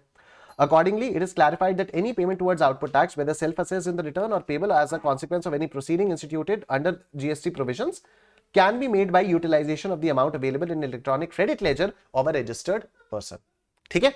It is further reiterated that as output tax does not include tax payable under reverse charge mechanism, implying thereby that the electronic credit ledger cannot be used for making payment of any tax which is payable under reverse charge mechanism. Done? दूसरा issue इसमें यह आया कि whether the amount available in the electronic credit ledger can be used for making payment of any liability other than tax under the GST laws. तो इसके बारे में भी हम लोग यहां पर देख चुके हैं, कैसे लिखा हुआ है वो आप पढ़ लीजिए. तीसरा इशू आया whether the amount available in the electronic cash ledger can be used for making payment of any liability under the GST laws. तो वो भी yes हो गया. तो इलेक्ट्रॉनिक कैश लेजर वाला कुछ भी बैलेंस होगा वो आप कहीं पर भी यूज कर सकते हो. आओ सर, अब हम 5 क्वेश्चंस करने जा रहे हैं जो 8 नंबर के आपके एग्जाम्स में आते हैं, starting with the latest question that came in May 2022.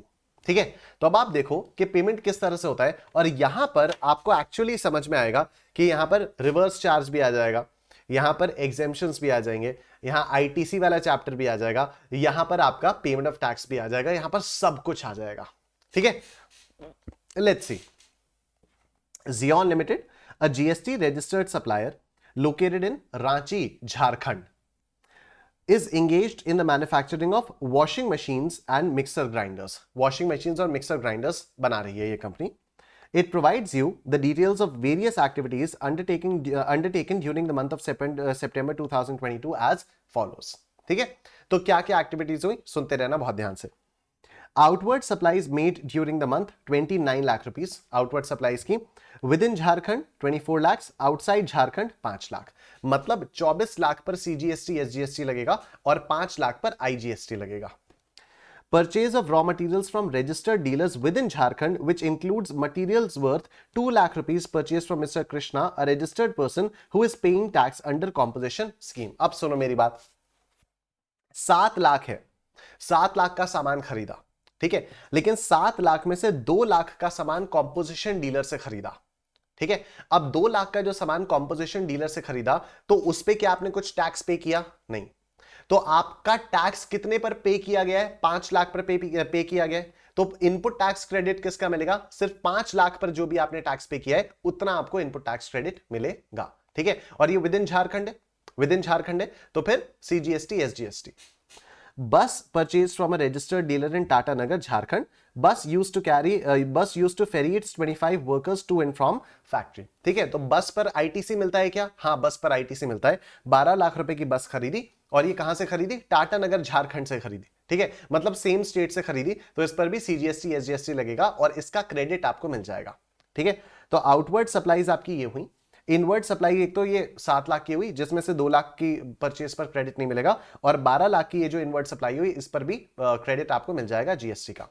Assume the rates of GST applicable on various supplies as follows. Composition supplies पर 0.5%, 0.5%, उससे हमें कोई मतलब ही नहीं है, हमें ना तो उसका कोई क्रेडिट मिलने वाला है ना कुछ. बस पर 14%, 14%, तो बस आपने टाटा नगर झारखंड से खरीदी है ना, और ये कहां? रांची झारखंड. तो झारखंड स्टेट, रांची और टाटा नगर अलग अलग शहर है, तो with in the same state अगर खरीदा है CGST SGST पे करना होगा. बस पर 14% का CGST SGST पे किया होगा जिसका क्रेडिट मिल जाएगा. रॉ मटेरियल जो परचेज किया उस पर 6% का CGST SGST लगेगा. Washing machines and mixer grinders पर 9% का CGST SGST लगेगा. Washing machines and mixer grinders ये बनाकर बेचती है. ठीक है, तो जो भी वॉशिंग मशीन्स और mixer grinders in with in Jharkhand बेचा उस पर 9% CGST, 9% SGST, और जो आउटसाइड झारखंड बेचा उस पर 18% IGST। Opening balances of input tax credit as on 1st September 22 were as follows। तो CGST, SGST और IGST के opening balances आपके पास हैं। अब सुनो, all the figures mentioned above are exclusive of taxes। Very good। Both inward and outward supplies within the state of Jharkhand are to be considered intra-state supplies, and outside the state of Jharkhand are interstate supplies, obviously। Subject to information given above, all the other conditions necessary for availing ITC have been fulfilled। Very good। Compute the amount of net minimum GST payable in cash by Xeon Limited for the month of September 2022। तो input tax credit वाले chapter में भी जो हम लोगों ने देखा था ना कि सीजीएसटी आईजीएसटी का क्रेडिट यूटिलाइजेशन कैसे किया जाए कि मिनिमम लायबिलिटी निकल कर आए, राइट, तो वो हम लोगों को यहां पर भी करना होगा। Brief and suitable notes should form part of your answer. Very good. तो सबसे पहले काम करते हैं, हम लोगों को मिनिमम नेट जीएसटी पेबल निकालना है, तो सबसे पहले आउटवर्ड सप्लाईज का देखा जाए। Outward supplies within Jharkhand, तो outward supplies within Jharkhand 24 lakh की हुई है और आउटवर्ड सप्लाईज पर 9% सीजीएसटी एसजीएसटी लगता है। ठीक है, तो कितने की हुई है? 24 लाख की हुई है। ठीक है, 24 लाख की हुई है और 9% आपका लगेगा। तो 24 लाख का 9% सीजीएसटी हुआ, 24 लाख का 9% सीजीएसटी हुआ 2,16,000 रुपए और 2,16,000 रुपए एसजीएसटी हुआ, तो ये 9% ऑफ 24 लाख, ये भी 9% ऑफ 24 लाख। ठीक है, 9% of 24 lakh. I hope this is done. आगे देखो, next outward supply outside Jharkhand हुई है 5 लाख रुपए की, इस पर 18% आईजीएसटी लगेगा। ठीक है, 5 लाख रुपए, तो 5 लाख रुपए का 18% 90,000 रुपए। ठीक, 18% ऑफ 5 लाख, 18% ऑफ 5 लाख रुपए यह आ गया। तो अभी आपका टोटल आउटपुट टैक्स कितना हुआ? टोटल आउटपुट टैक्स आपका कितना होगा? 2,16,000 सीजीएसटी देना है, 2,16,000 एसजीएसटी देना है और 90,000 आपको आईजीएसटी पे करना है। ठीक है, अब आओ देखो कि इनपुट टैक्स क्रेडिट हमारे पास कितना अवेलेबल है, तो उसके लिए वर्किंग नोट बनाएंगे, calculation of input tax credit available. ठीक है, ओपनिंग बैलेंसेस कितने थे हमारे पास? 20, 5 और 95। तो ओपनिंग बैलेंसेस हमारे पास हैं 20,000, 5,000, 95,000। ठीक है, ओपनिंग बैलेंसेस हमारे पास 20,000, 5,000 और 95,000 है। अब आओ देखो किन किन चीजों का किन किन चीजों का क्रेडिट मिलेगा। तो सबसे पहले परचेज किया गया raw materials from registered dealer, तो यहां पर 7 लाख में से 2 लाख तो कॉम्पोजिशन सप्लायर से परचेज किया गया, तो 5 लाख की खरीद पर 5 लाख की खरीद पर आपको जीएसटी का क्रेडिट मिलेगा। और ये जो रॉ मटेरियल है इस पे कौन से रेट से लगता है? 6% के रेट से लगता है। तो 5 लाख पर 6% सीजीएसटी, 5 लाख पर 6% एसजीएसटी। तो 5 लाख पर 6% कितना आता है? 30,000। तो purchase of raw materials from dealers with in Jharkhand 30,000 इधर और 30,000 इधर, सीजीएसटी और एसजीएसटी इधर आपका 30,000 रुपीज का लगेगा। ठीक है, उसके बाद क्या हुआ? उसके बाद आपने नेक्स्ट परचेजेस क्या की? ये तो रॉ मटेरियल्स वाला हो गया। नेक्स्ट परचेज आपने की बस, आपने बस को परचेज किया और 12 लाख रुपए की बस खरीदी। ठीक है, 12 लाख रुपए की बस खरीदी, ये भी विद इन झारखंड खरीदी, तो 14% इस पर 14% इस पर आपको जीएसटी का क्रेडिट मिलेगा। तो कितना? 12 लाख रुपए की 12 लाख पर 14% कितना आता है? 1,68,000 रुपए आ जाता है।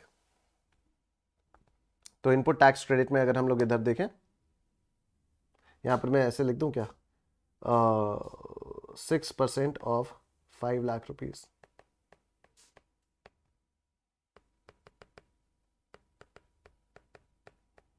ठीक। उसके बाद 1,68,000, इधर भी 1,68,000। ठीक है, और ये कितना आया आपका? ये आया 14% ऑफ 12 लाख रुपीज, ये भी आया 14% ऑफ 12 लाख रुपीज। ठीक है, तो अभी आपका टोटल कितना हो गया अवेलेबल बैलेंस ऑफ सीजीएसटी? तो 20,000 प्लस 30,000 प्लस 1,68,000, यह आया आपका 2,18,000। तो आपके पास 2,18,000 का CGST का क्रेडिट है, फिर 5,000 प्लस 30,000 प्लस 1,68,000, 2,03,000 का SGST का क्रेडिट है, 2,03,000 का SGST का क्रेडिट है, और 95,000 रुपीज का आपके पास IGST का क्रेडिट है।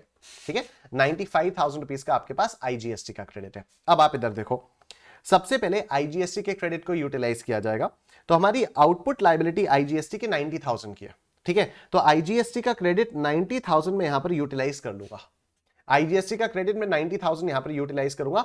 अब मुझे बताओ, जो 5,000 रुपीज का IGST का क्रेडिट पड़ा हुआ है वो किसके अगेंस्ट यूटिलाइज करना चाहिए? तो देखो, आउटपुट लाइबिलिटी दोनों की 216 है, जिसका ITC कम हो उसके अगेंस्ट बचा हुआ ITC यूटिलाइज कर लो, IGST वाला।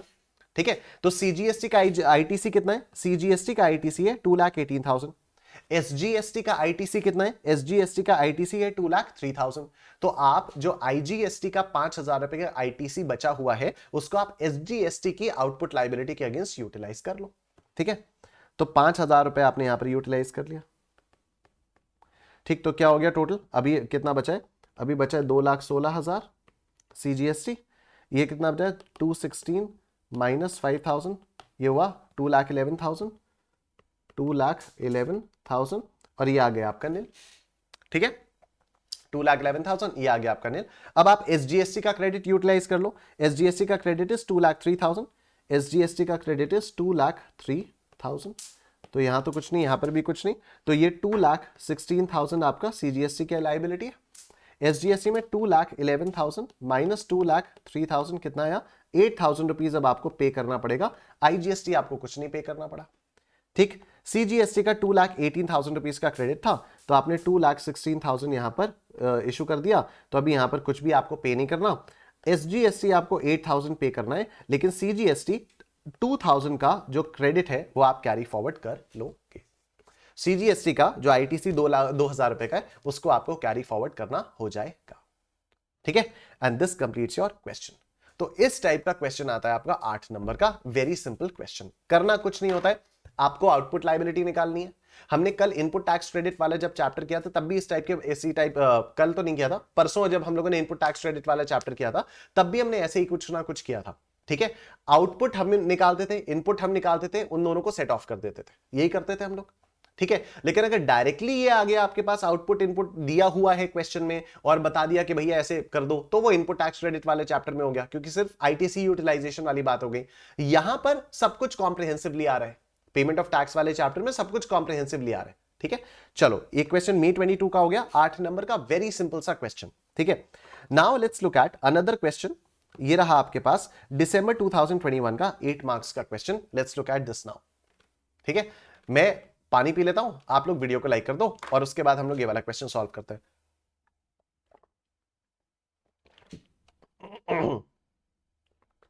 देखो, ABC limited registered supplier in Surat Gujarat में सप्लाई करती है, has calculated output net GST liability after adjusting ITC in the books for the month of February 2023। तो अब इसने आउटपुट लाइबिलिटी निकालकर आपको दे दी है। क्या दी है? 3 लाख रुपए की CGST की आउटपुट लाइबिलिटी है, ITC वगैरह सब कुछ एडजस्ट करने के बाद 2,50,000 रुपए की SGST की लाइबिलिटी है और 3 लाख रुपए की IGST की लाइबिलिटी है। Very good. During the above month, the following additional information is provided by ABC Limited. क्या additional information है? Number 1, the company had given on hire 5 trucks to one of the transporters of Vadodara, a goods transport agency, for transporting goods for 10 days. For transporting goods for 10 days. ठीक है? The hiring charges for the trucks were 7,500 rupees per truck per day. ठीक है? तो अगर आप goods transport agency को कुछ vehicles देते हो, अगर आप गुड्स ट्रांसपोर्ट एजेंसी को अपने व्हीकल्स दे रहे हो, किराए पर दे रहे हो, तो ये सर्विस एग्जेम्प्ट होती है। हम लोगों ने एग्जेम्पशंस फ्रॉम GST में ये वाली चीज पढ़ी हुई थी, राइट? तो क्या ये जो आपने ट्रक्स हायर पर दिए इसके ऊपर GST चार्ज होगा? नहीं, इसके ऊपर GST चार्ज नहीं होगा। तो क्या हमारी कुछ आउटपुट लाइबिलिटी आएगी? नहीं, हमारी कोई आउटपुट लाइबिलिटी नहीं आएगी। ठीक है, तो हम सिंपली क्या करेंगे, आउटपुट लाइबिलिटी से स्टार्ट करेंगे। 3 लाख, 2,50,000 और 3 lakh, net output liability 3 lakh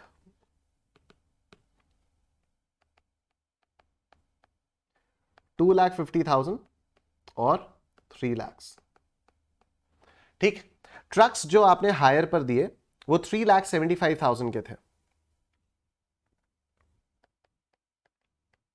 लेकिन ये एग्जेम्प्ट था, ये भी एग्जेम्प्ट था और ये एग्जेम्प्ट था, इसलिए कुछ भी ऐड नहीं होगा। ठीक है, नेक्स्ट पॉइंट क्या दिया हुआ है? The company sold goods to X and company of Delhi on 6 January 2023।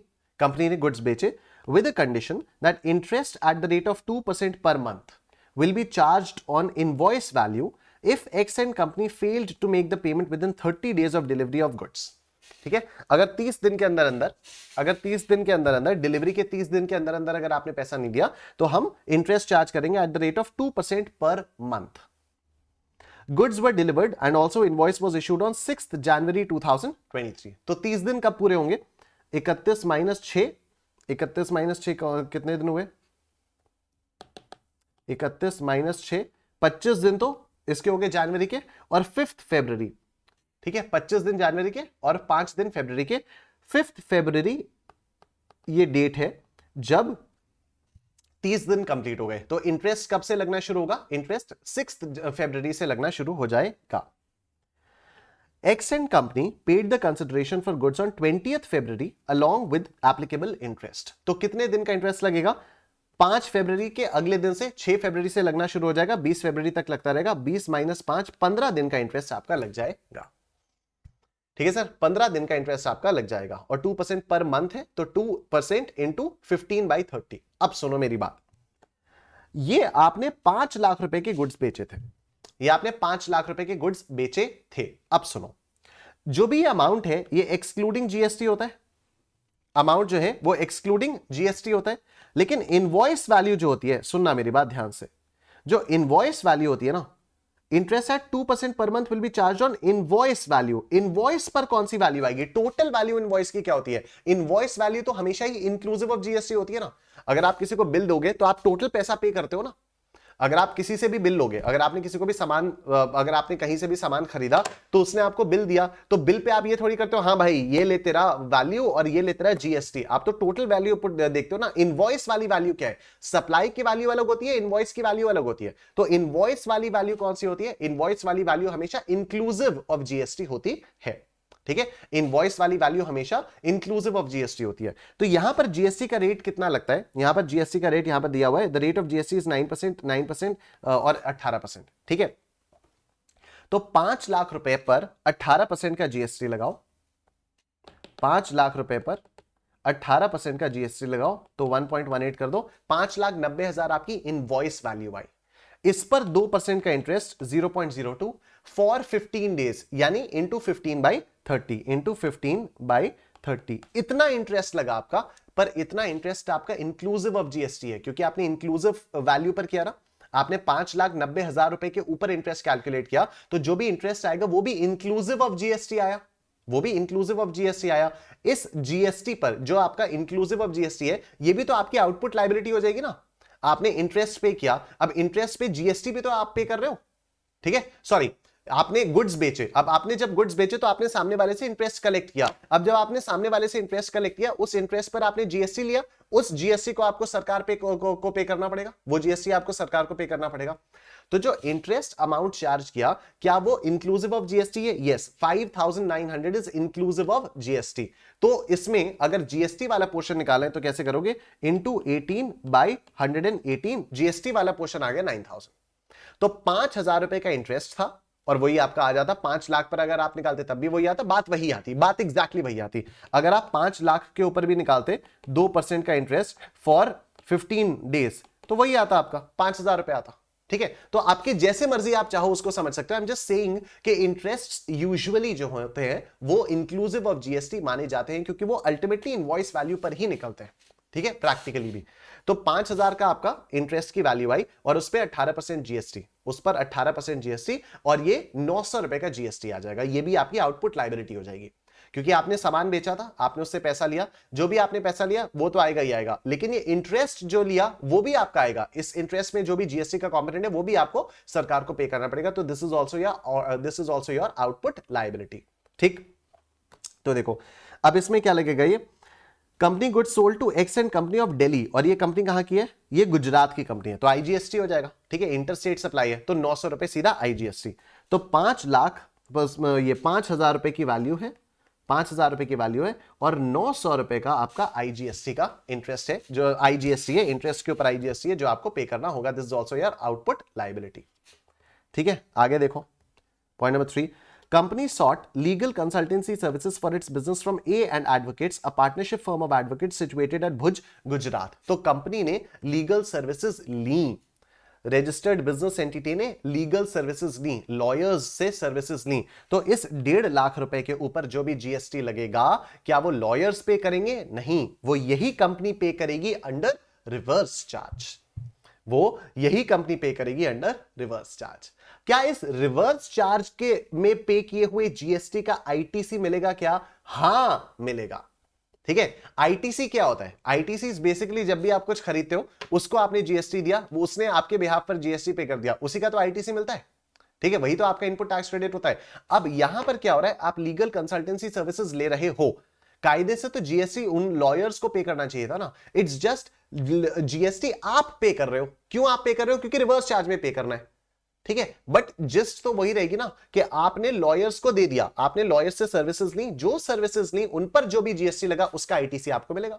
तो भले ही आप ये लॉयर से रिसीव वाली सर्विसेज पर इनपुट टैक्स जो भी जीएसटी है वो रिवर्स चार्ज में पे करोगे, लेकिन इस रिवर्स चार्ज में पेड जीएसटी का भी आपको क्रेडिट मिलेगा। क्यों क्रेडिट मिलेगा? Because this GST is on input services. Input services पर या इनपुट गुड्स पर जो भी जीएसटी आप पे करते हो उसका क्रेडिट आपको मिलता ही मिलता है। बट क्या हम इसको बोलेंगे कि ये रिवर्स चार्ज वाला GST is my output liability? No, क्योंकि आज ही की क्लास में इतनी बार तो हम लोगों ने देखा, 2-3 बार देख लिया कि आउटपुट लायबिलिटी की डेफिनेशन से ही रिवर्स चार्ज वाला जो जीएसटी पे करना होता है उसको एक्सक्लूड किया हुआ है, राइट? तो इसमें जो भी this won't be considered as our output liability, इसको हम ये नहीं कहेंगे कि आउटपुट लायबिलिटी है। तो क्या ये जो रिवर्स चार्ज हमें पे करना है, अगर हमारे पास कुछ भी आईटीसी होगा तो आईटीसी के अगेंस्ट हम इसको क्लेम कर सकते हैं क्या? नहीं।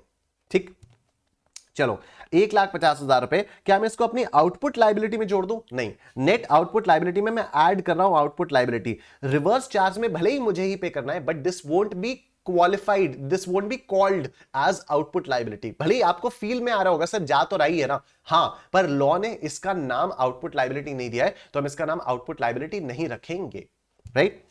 आउटपुट लायबिलिटी में इसको ऐड कर देंगे कि देखो ये तो आउटपुट लायबिलिटी है, प्लस ये हमें रिवर्स चार्ज में देना है, तो इतना हमें कैश में तो देना ही पड़ेगा। The company ordered 3,000 packets of tools which are to be delivered by the supplier of Delhi via 3 lots of 1,000 packets monthly. Supplier raised the invoice for full quantity in February 23 and the last lot would be delivered in April 23. हाँ, तो April 23 में जब last lot मिलेगा तो इसका भी जो 5 लाख रुपए पर जो भी आप जीएसटी पे करोगे उसका क्रेडिट भी आपको बाद में ही मिलेगा, अभी आपको इसका कोई भी क्रेडिट नहीं मिलेगा।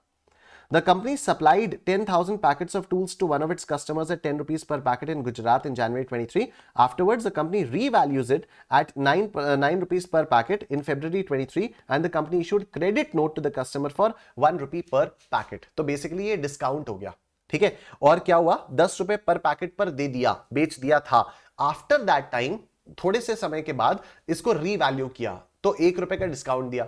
अब जब बाद में 1 रुपए का डिस्काउंट दिया तो क्या इसको हम लोग आउटपुट लायबिलिटी में से माइनस करेंगे? The answer is no. Why? क्योंकि डिस्काउंट जो at the time of supply known होता है उसी को माइनस किया जाता है, या फिर अगर पोस्ट सप्लाई डिस्काउंट होता है तो वो तभी आप माइनस करोगे जब वो पहले से पता हो, कॉन्ट्रैक्ट में पता हो, इनवॉइस से लिंक्ड हो, ठीक है? तो ये वाला भी माइनस नहीं होगा। हमारा क्वेश्चन खत्म हो जाता है। टोटल आउटपुट लायबिलिटी हम लोग निकाल लेते हैं। टोटल आउटपुट लायबिलिटी हमारी क्या निकलेगी? Let's look at the total output liability. ठीक है, तो टोटल आउटपुट लायबिलिटी क्या आएगी? 3,75,000, ये तो वैल्यू है, ये 3 लाख रुपीस की आई, ठीक, ये 2,50,000 रुपीस की आई, और ये कितनी है? 3,09,000, 3,09,000 की ये वाली वैल्यू आई, ठीक है? अब आप देखो, क्या आपको यहां पर इस पूरे क्वेश्चन में कहीं पर भी opening balance of input tax credit दिया हुआ था? नहीं। लेकिन जो आप ये लीगल सर्विसेज पर आईटीसी पे करोगे, जो आप लीगल सर्विसेज पर सॉरी आईटीसी पे नहीं करोगे, लीगल सर्विसेज पर जो आप जीएसटी पे करोगे, इसका इनपुट टैक्स क्रेडिट आपको मिलेगा क्या? हाँ, इसका आपको इनपुट टैक्स क्रेडिट मिल जाएगा। ठीक है, तो इस पर कितना जीएसटी आप पे करोगे, ये कहां से, ये भी गुजरात वाली सर्विस है, तो ये 1.5 लाख पर भी सीजीएसटी एसजीएसटी लग जाएगा 9% के रेट से। ठीक है, सीजीएसटी एसजीएसटी 9% के रेट से लगेगा, 1.5 लाख इंटू 0.09, ये कितना है 13,500। इस 13,500 सीजीएसटी का और इस 13,500 एसजीएसटी का मुझे क्रेडिट मिल जाएगा। ठीक है, तो अब मेरी जो टोटल आउटपुट लायबिलिटी आई, टोटल आउटपुट लायबिलिटी में से मैं पहले इनपुट टैक्स क्रेडिट का वो लूंगा, माइनस करूंगा, तो 13,500 और 13,500 आईजीएसटी के अगेंस्ट कोई लायबिलिटी सेट ऑफ नहीं होगी। तो अब ये कितना आएगा, 3 लाख रुपीस माइनस 13,500, ये आया 286,500, 286,500, ये 2,50,000 रुपीज माइनस 13,500, 236,500, 236,500। ठीक है, और ये आपकी आई नेट आउटपुट लायबिलिटी। क्या ये आई आपकी नेट आउटपुट लायबिलिटी। ठीक है, आउटपुट लायबिलिटी आई, आउटपुट लायबिलिटी में से आपने आईटीसी माइनस किया और अब आपकी नेट आउटपुट लायबिलिटी आई। अब इसमें आप ऐड करोगे कि ये जो 13,500 का क्रेडिट लिया है, ये एक्चुअली आपको पे करना है, लीगल कंसल्टेंसी सर्विसेज पर आपको रिवर्स चार्ज में पे करना होता है। ठीक है, तो 13,500 आप यहां पर ऐड करोगे, यहां कुछ भी नहीं, तो यहां पर अल्टीमेटली आपका 3 लाख, यहां अल्टीमेटली आपका 2.5 लाख और यहां पर आपका 3,09,000 रुपए आ जाएगा। And this will be your total GST payable in cash. ठीक है, प्रेजेंटेशन पर ध्यान दो, प्रेजेंटेशन पर ध्यान दो। आउटपुट लायबिलिटी में से पहले आईटीसी माइनस करो, आईटीसी माइनस करने के बाद वो आपकी नेट आउटपुट लायबिलिटी आएगी। नेट आउटपुट लायबिलिटी की में आप फिर उसके बाद देखो क्या कुछ जीएसटी मुझे रिवर्स चार्ज में भी पे करना है, तो रिवर्स चार्ज वाला ऐड करो, तब जाकर आपके पास आएगा कि टोटल अब मुझे कैश में कितना देना है। ठीक है, वंस अगेन, जो लीगल सर्विसेज पर आपने आईटीसी पे किया, आपको उसका क्रेडिट मिल जाएगा, लेकिन उसका क्रेडिट आप आउटपुट लायबिलिटी के अगेंस्ट यूटिलाइज करोगे, उसका क्रेडिट आप आउटपुट लायबिलिटी के अगेंस्ट यूटिलाइज करोगे। तो आउटपुट लायबिलिटी आपकी कितनी आई थी, 3 लाख, 2.5 लाख, 3,09,000 आई थी। इसके अगेंस्ट आपने लीगल सर्विसेज पर जो भी आईटीसी दिया, जो भी जीएसटी आपने पे किया होगा, उसका आपको क्रेडिट मिल जाएगा। क्रेडिट मिल जाने के बाद आपकी नेट आउटपुट लायबिलिटी आई। नेट आउटपुट लायबिलिटी में आप GST payable under reverse charge को ऐड करोगे, तब आपके पास आएगा total GST payable in cash. ठीक है, तब आपके पास आएगा total GST payable in cash. I hope यहां तक की बात आप सबको समझ में आ रही है। ठीक है, तो बिल्कुल भी परेशान मत होना, इन्हीं क्वेश्चंस को 3-4 बार करना है। ये जो 5 क्वेश्चंस मैंने दिए, इन्हीं 5 क्वेश्चंस को आप 4-5 बार जब लिख लिख के सॉल्व करोगे ना, खुद से सॉल्व करोगे, तो जितनी बार आप इन क्वेश्चंस को लिख कर सॉल्व करोगे, उतनी बार आपकी अंडरस्टैंडिंग और ज्यादा क्लियर होगी। ठीक है, चलो नेक्स्ट क्वेश्चन देखते हैं हम लोग। क्वेश्चन नंबर 13, जुलाई 2021 का 8 मार्क्स का क्वेश्चन आया, और क्वेश्चन आना कंपलसरी है, और बहुत सिंपल क्वेश्चन्स होते हैं, बहुत ही सिंपल क्वेश्चंस होते हैं, आप लोग देख सकते हो। ठीक है, बस आपको हर तरह से सोचना है।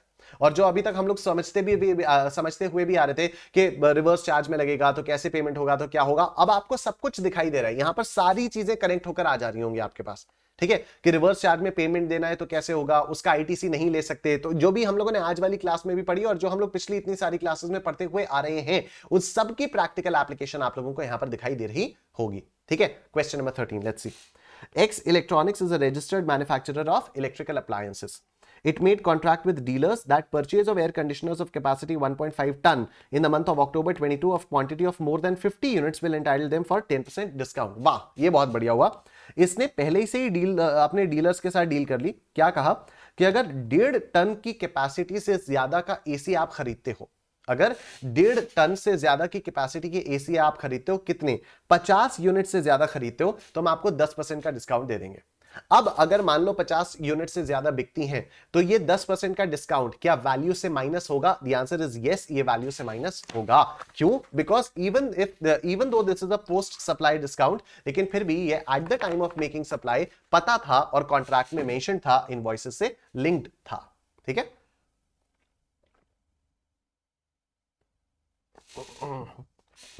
आओ देखो, interstate supply made during the month of October 22 is 50 lakh rupees. Interstate supply कितनी की? 50 लाख रुपए की। बड़ी अच्छी बात है। डिटेल्स ऑफ इंट्रास्टेट सप्लाई, ठीक है, इंट्रास्टेट सप्लाई की डिटेल्स आ जाओ, इसके बारे में बात करते हैं, देखते हैं यहां पर। Supply of microwave oven, microwave oven 15 lakh रुपए। ठीक है, Supply of refrigerators with stabilizers being a mixed supply, rate of GST on refrigerators is 28%, rate of GST on stabilizer is 18%. तो अगर ये मिक्स्ड सप्लाई है तो पूरे 40 लाख पर कौन से रेट से जीएसटी लगेगा? हाईएस्ट रेट से जीएसटी लगेगा, मतलब 28 जो भी प्रोडक्ट आपका highest rate of GST attract करेगा उस रेट से पूरी की पूरी वैल्यू पर लग जाएगा। तो यहां पर 28% के रेट से 40 लाख पर जीएसटी लगेगा। ठीक, आओ, supply of air conditioners of capacity 1.5 ton at 50,000 rupees पर एयर कंडीशनर और 50 लाख रुपए की सप्लाई हुई है। ठीक है, एक एसी 50,000 रुपए का है, 50 लाख की सप्लाई हुई है। 50 लाख डिवाइडेड बाई 50,000 कितना आता है? 1 2 3 4, 1 2 3 4, यानी, और ये 100 एसीज बिके हैं, 100 एसीज बिके हैं। ठीक है, तो यहां पर तो कॉन्ट्रैक्ट क्या था कि अगर 50 एसीज बिकेंगे तो उसके ऊपर, तो फिर 50 से ज्यादा एसीज बिकेंगे तो आपको 10% का डिस्काउंट मिलेगा। क्या 100 एसीज पर 10% का डिस्काउंट मिल जाएगा? हां, मिल जाएगा।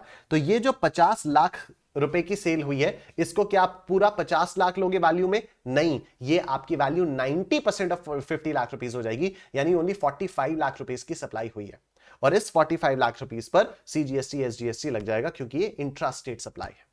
ठीक है, तो आउटपुट सप्लाईज क्या क्या हुई उसके बारे में हम लोग बात करते हैं। आउटपुट लायबिलिटी आपकी कितनी कितनी आएगी? तो देखो, आईजीएसटी की आउटपुट लायबिलिटी आपने कैसे कैलकुलेट की? डायरेक्टली 50 लाख रुपए पर, क्योंकि inter state supply made during the month, inter state supply, तो आईजीएसटी तो डायरेक्टली आप इस 50 लाख पर कैलकुलेट कर लोगे। इंट्रा स्टेट, इस पर आप सीजीएसटी एसजीएसटी कैलकुलेट करोगे, इस पर आप 28% के रेट से 28% के रेट से सीजीएसटी एसजीएसटी कैलकुलेट करोगे, और इस पर आप 50 लाख रुपीस पर नहीं बल्कि 45 लाख रुपीस पर आप सीजीएसटी एसजीएसटी चार्ज करोगे। जो भी रेट दिया होगा, दिया ही होगा कहीं ना कहीं, ये दिया हुआ है। Rate of CGST SGST IGST are 9%, 9%, 18% respectively for both inward and outward supplies except where specifically provided. ठीक है, तो यहां पर जैसे रेफ्रिजरेटर्स विद स्टेबलाइजर्स में स्पेसिफिकली प्रोवाइडेड था, तो यहां पर हम 14 और 28 ही लेंगे, बाकी जगह 9 लाख। ठीक है, अब ये तो आउटपुट लायबिलिटी हमारे पास निकल कर आ गई। अब हम देखते हैं इंट्रा स्टेट इनवर्ड सप्लाईज के बारे में। रॉ मटेरियल, क्या रॉ मटेरियल खरीदने पर आपको सीजीएसटी एसजीएसटी का क्रेडिट मिल जाएगा? हाँ, मिलेगा। Paid gym membership for employees, अब बताओ, एम्प्लॉइज के लिए जिम मेंबरशिप के लिए आपने पेमेंट किया है 50,000 रुपए। इस 50,000 रुपए पर जो भी आपने जीएसटी पे किया है, क्या आपको उसका क्रेडिट मिलेगा? नहीं, उसका क्रेडिट नहीं मिलेगा, ब्लॉक्ड है अंडर सेक्शन 17(5). ठीक है, truck purchase for transportation of goods, इसका आपको क्रेडिट डेफिनेटली मिल जाएगा। इधर देखो, X Electronics made supply of air conditioners capacity 1.5 ton to only one dealer named Mr. L। ये तो बहुत ही अच्छी बात हो गई कि यहां पर ये जो 1.5 टन की कैपेसिटी के एसीज बेचे हैं, ये 50 लाख रुपए के जो 100 एसीज बेचे हैं, ये एक ही डीलर को भेजे हैं। एक ही डीलर को अगर बेचे तो 10% डिस्काउंट बहुत आराम से निकाला जा सकता है। लेकिन अगर मान लो अलग अलग डीलर्स के साथ कॉन्ट्रैक्ट किया होता, ठीक है, कि मेरे जितने भी डीलर्स हैं, मैंने पूरा का पूरा बोल दिया कि अगर मेरे इस बार सब लोग मिलाकर 50 से ज्यादा एसीज खरीद लोगे तो मैं सबको 10% का डिस्काउंट दे दूंगा। ठीक है, तो वो कैसे दिया जाता है? वो दिया जाता है by issuance of a credit note, by issuance of a credit note. ऐसा भी हो सकता था, मतलब प्रैक्टिकली आपको बता रहा हूं, प्रैक्टिकली में ये भी हो सकता था कि कई सारे डीलर्स के साथ कॉन्ट्रैक्ट किया, सिर्फ एक ही डीलर तो खरीदेगा नहीं मुझसे एसी, तो कई सारे डीलर्स के साथ कॉन्ट्रैक्ट किया और मैंने कहा कि अगर मेरी 50 से ज्यादा यूनिट्स बिकी तो मैं तुम सबको 10% का डिस्काउंट दे दूंगा। ठीक है, अब जब मेरी यूनिट्स बिक रही हैं तब तो मुझे पता नहीं कि 50 से ज्यादा यूनिट्स बिक रही हैं, कौन 50 से ज्यादा खरीद रहा है या क्या क्या है, तो मैं सबको तो इनवॉइस वैल्यू ही दे रहा हूं। ठीक है, सबको मैं इनवॉइस, सबको मैं ये 50-50 हजार रुपए का एसी दे रहा हूं। लेकिन अगर मेरी सेल जैसे 50 यूनिट से बढ़ी तो मैंने एक 10% की डिस्काउंट का सबको क्रेडिट नोट दे दिया।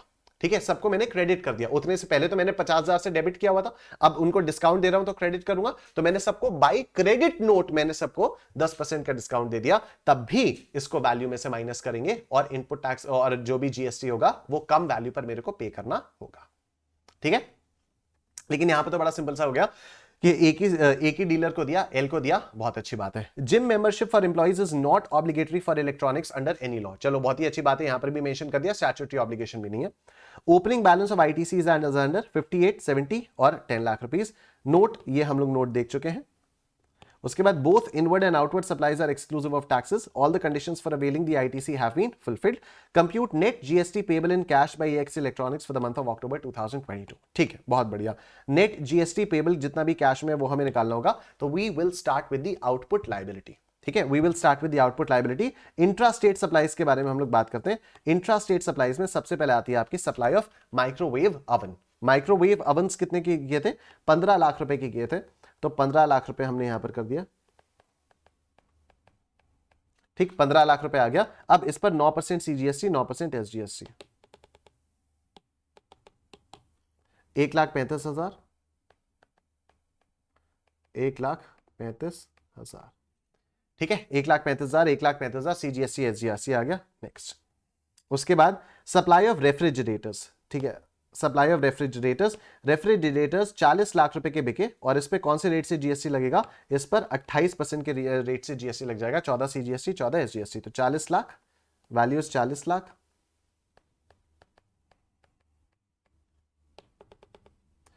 40 लाख पर 14% सीजीएसटी 5,60,000, 14% एसजीएसटी 5,60,000।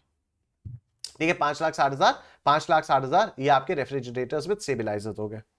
उसके बाद supply of air conditioners capacity 1.5 ton, 50,000 rupees पर एयर कंडीशनर, 50 लाख। तो 50 लाख की सेल हुई और 50,000 का आपका एक एसी था, मतलब टोटल 100 यूनिट्स बिकी। 100 यूनिट्स बिकी मतलब आपके ओवरऑल वैल्यू पर 10% का डिस्काउंट लगेगा, तो value will be what? 50 lakh का 95%, सॉरी 90%।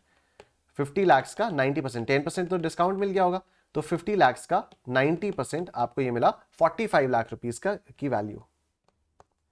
45 लाख रुपीस की वैल्यू। ठीक है, 45 लाख रुपीस की वैल्यू, इस पर 9%, तो 45 लाख पर 9% सीजीएसटी, 4,05,000 रुपीज, 4,05,000 रुपीज। ये आ गया। आईजीएसटी कुछ भी नहीं। ठीक है, इंट्रा स्टेट सप्लाई सारी हो गई। इंट्रा स्टेट सप्लाईज, अच्छा ये मुझे एक एक स्टेप नीचे लिखना चाहिए था।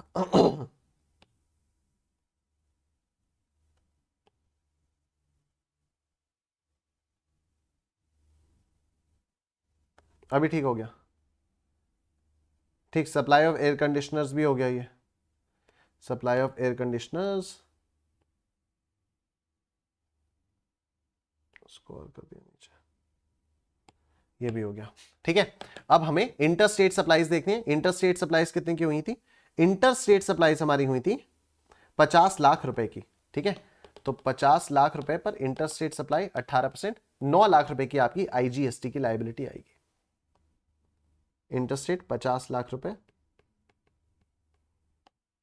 और 9 लाख रुपए का ये आ जाएगा, 9 लाख रुपए का ये आ जाएगा।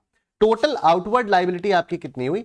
1,35,000 प्लस 5,60,000 प्लस 4,05,000, कितना हुआ? 11 लाख रुपए का हुआ ये। ठीक, उसके बाद ये कितना हुआ? ये भी सेम है, 135, 560 और 4,05,000, 11 लाख रुपए का ये भी हो गया और 9 लाख रुपए का ये हो गया है। 9 लाख रुपए का ये हो गया है।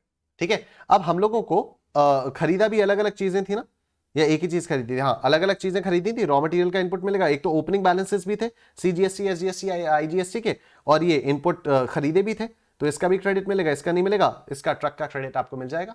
राइट, तो एक बार टोटल आईटीसी अवेलेबल कितना है वो भी हमें कैलकुलेट करना पड़ेगा। ओपनिंग बैलेंसेस 58, 70 और 10 लाख। 58,000, 70,000, 10 लाख, 10 लाख। ठीक है, रॉ मटेरियल्स खरीदे, रॉ मटेरियल्स खरीदे 20 लाख रुपीस के, रॉ मटेरियल्स खरीदे 20 लाख रुपीस के। 20 लाख रुपीस पर आपको 9% सीजीएसटी, 9% एसजीएसटी। ठीक है, 20 लाख रुपीस पर 9% सीजीएसटी, 1,80,000, 1,80,000, 9% एसजीएसटी। ठीक है, उसके बाद जो जिम मेंबरशिप का पे किया उसका तो आपको कुछ क्रेडिट नहीं मिलेगा। और उसके बाद ट्रक परचेज, तो 30 लाख रुपए पर 9%, 9%, 30 लाख रुपए पर। ठीक है, जिम मेंबरशिप के लिए तो कुछ भी नहीं मिलेगा आपका। और यह ट्रक परचेज में 30 लाख रुपए। ठीक है, 30 लाख पर 9%, ये 2,70,000, 2,70,000। ठीक है, 2,70,000, 2,70,000। ये जिम मेंबरशिप वाली वैल्यू कितनी थी? जिम मेंबरशिप वाली वैल्यू थी 50,000, तो इसको भी यहां पर लिख देता हूं, 50,000 की वैल्यू थी। ठीक, टोटल आईटीसी मेरे पास कितना अवेलेबल है? सीजीएसटी का 58,000 प्लस 1,80,000 प्लस 2,70,000, कितना आया? 5,08,000 रुपीज, 5,08,000 ये आ गया। एसजीएसटी का आपके पास कितना क्रेडिट बचा हुआ है? मतलब कितना क्रेडिट है? 70,000 प्लस 1,80,000 प्लस 2,70,000, कितना है? 5,20,000 ये आ गया, 5,20,000 ये आ गया। आईजीएसटी का कितना क्रेडिट है? 10 लाख रुपए का आईजीएसटी का क्रेडिट, 10 लाख रुपए का आपके पास आईजीएसटी का क्रेडिट है। अब आप देखो, सबसे पहले आप आईजीएसटी के क्रेडिट को यूटिलाइज करते हो, 10 लाख रुपीस का क्रेडिट आप यूटिलाइज करो। आईजीएसटी की लायबिलिटी कितनी है? 9 लाख रुपीस की है, तो सबसे पहले 9 लाख रुपीस का आपने क्रेडिट यहां पर यूटिलाइज किया। ठीक है, 9 लाख रुपीस का क्रेडिट आपने यहां पर यूटिलाइज किया, तो अब उसके बाद 1 लाख रुपए का आपको क्रेडिट बचा। 1 लाख रुपए का क्रेडिट अब आप कहां यूटिलाइज करोगे? टुवर्ड्स सीजीएसटी करोगे या टुवर्ड्स एसजीएसटी करोगे? आउटपुट लायबिलिटी दोनों की 11-11 है, जिसका आईटीसी कम हो उसके अगेंस्ट यूटिलाइज कर लो। सीजीएसटी का आईटीसी कितना है? सीजीएसटी का 508 है, एसजीएसटी का 520 है, तो सीजीएसटी का आईटीसी कम है, सीजीएसटी के अगेंस्ट यूटिलाइज कर लो 1 लाख रुपीस।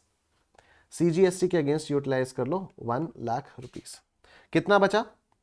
सीजीएसटी की लायबिलिटी 10 लाख बची, इसकी लायबिलिटी 11 लाख बची, इसकी लायबिलिटी हो गई निल।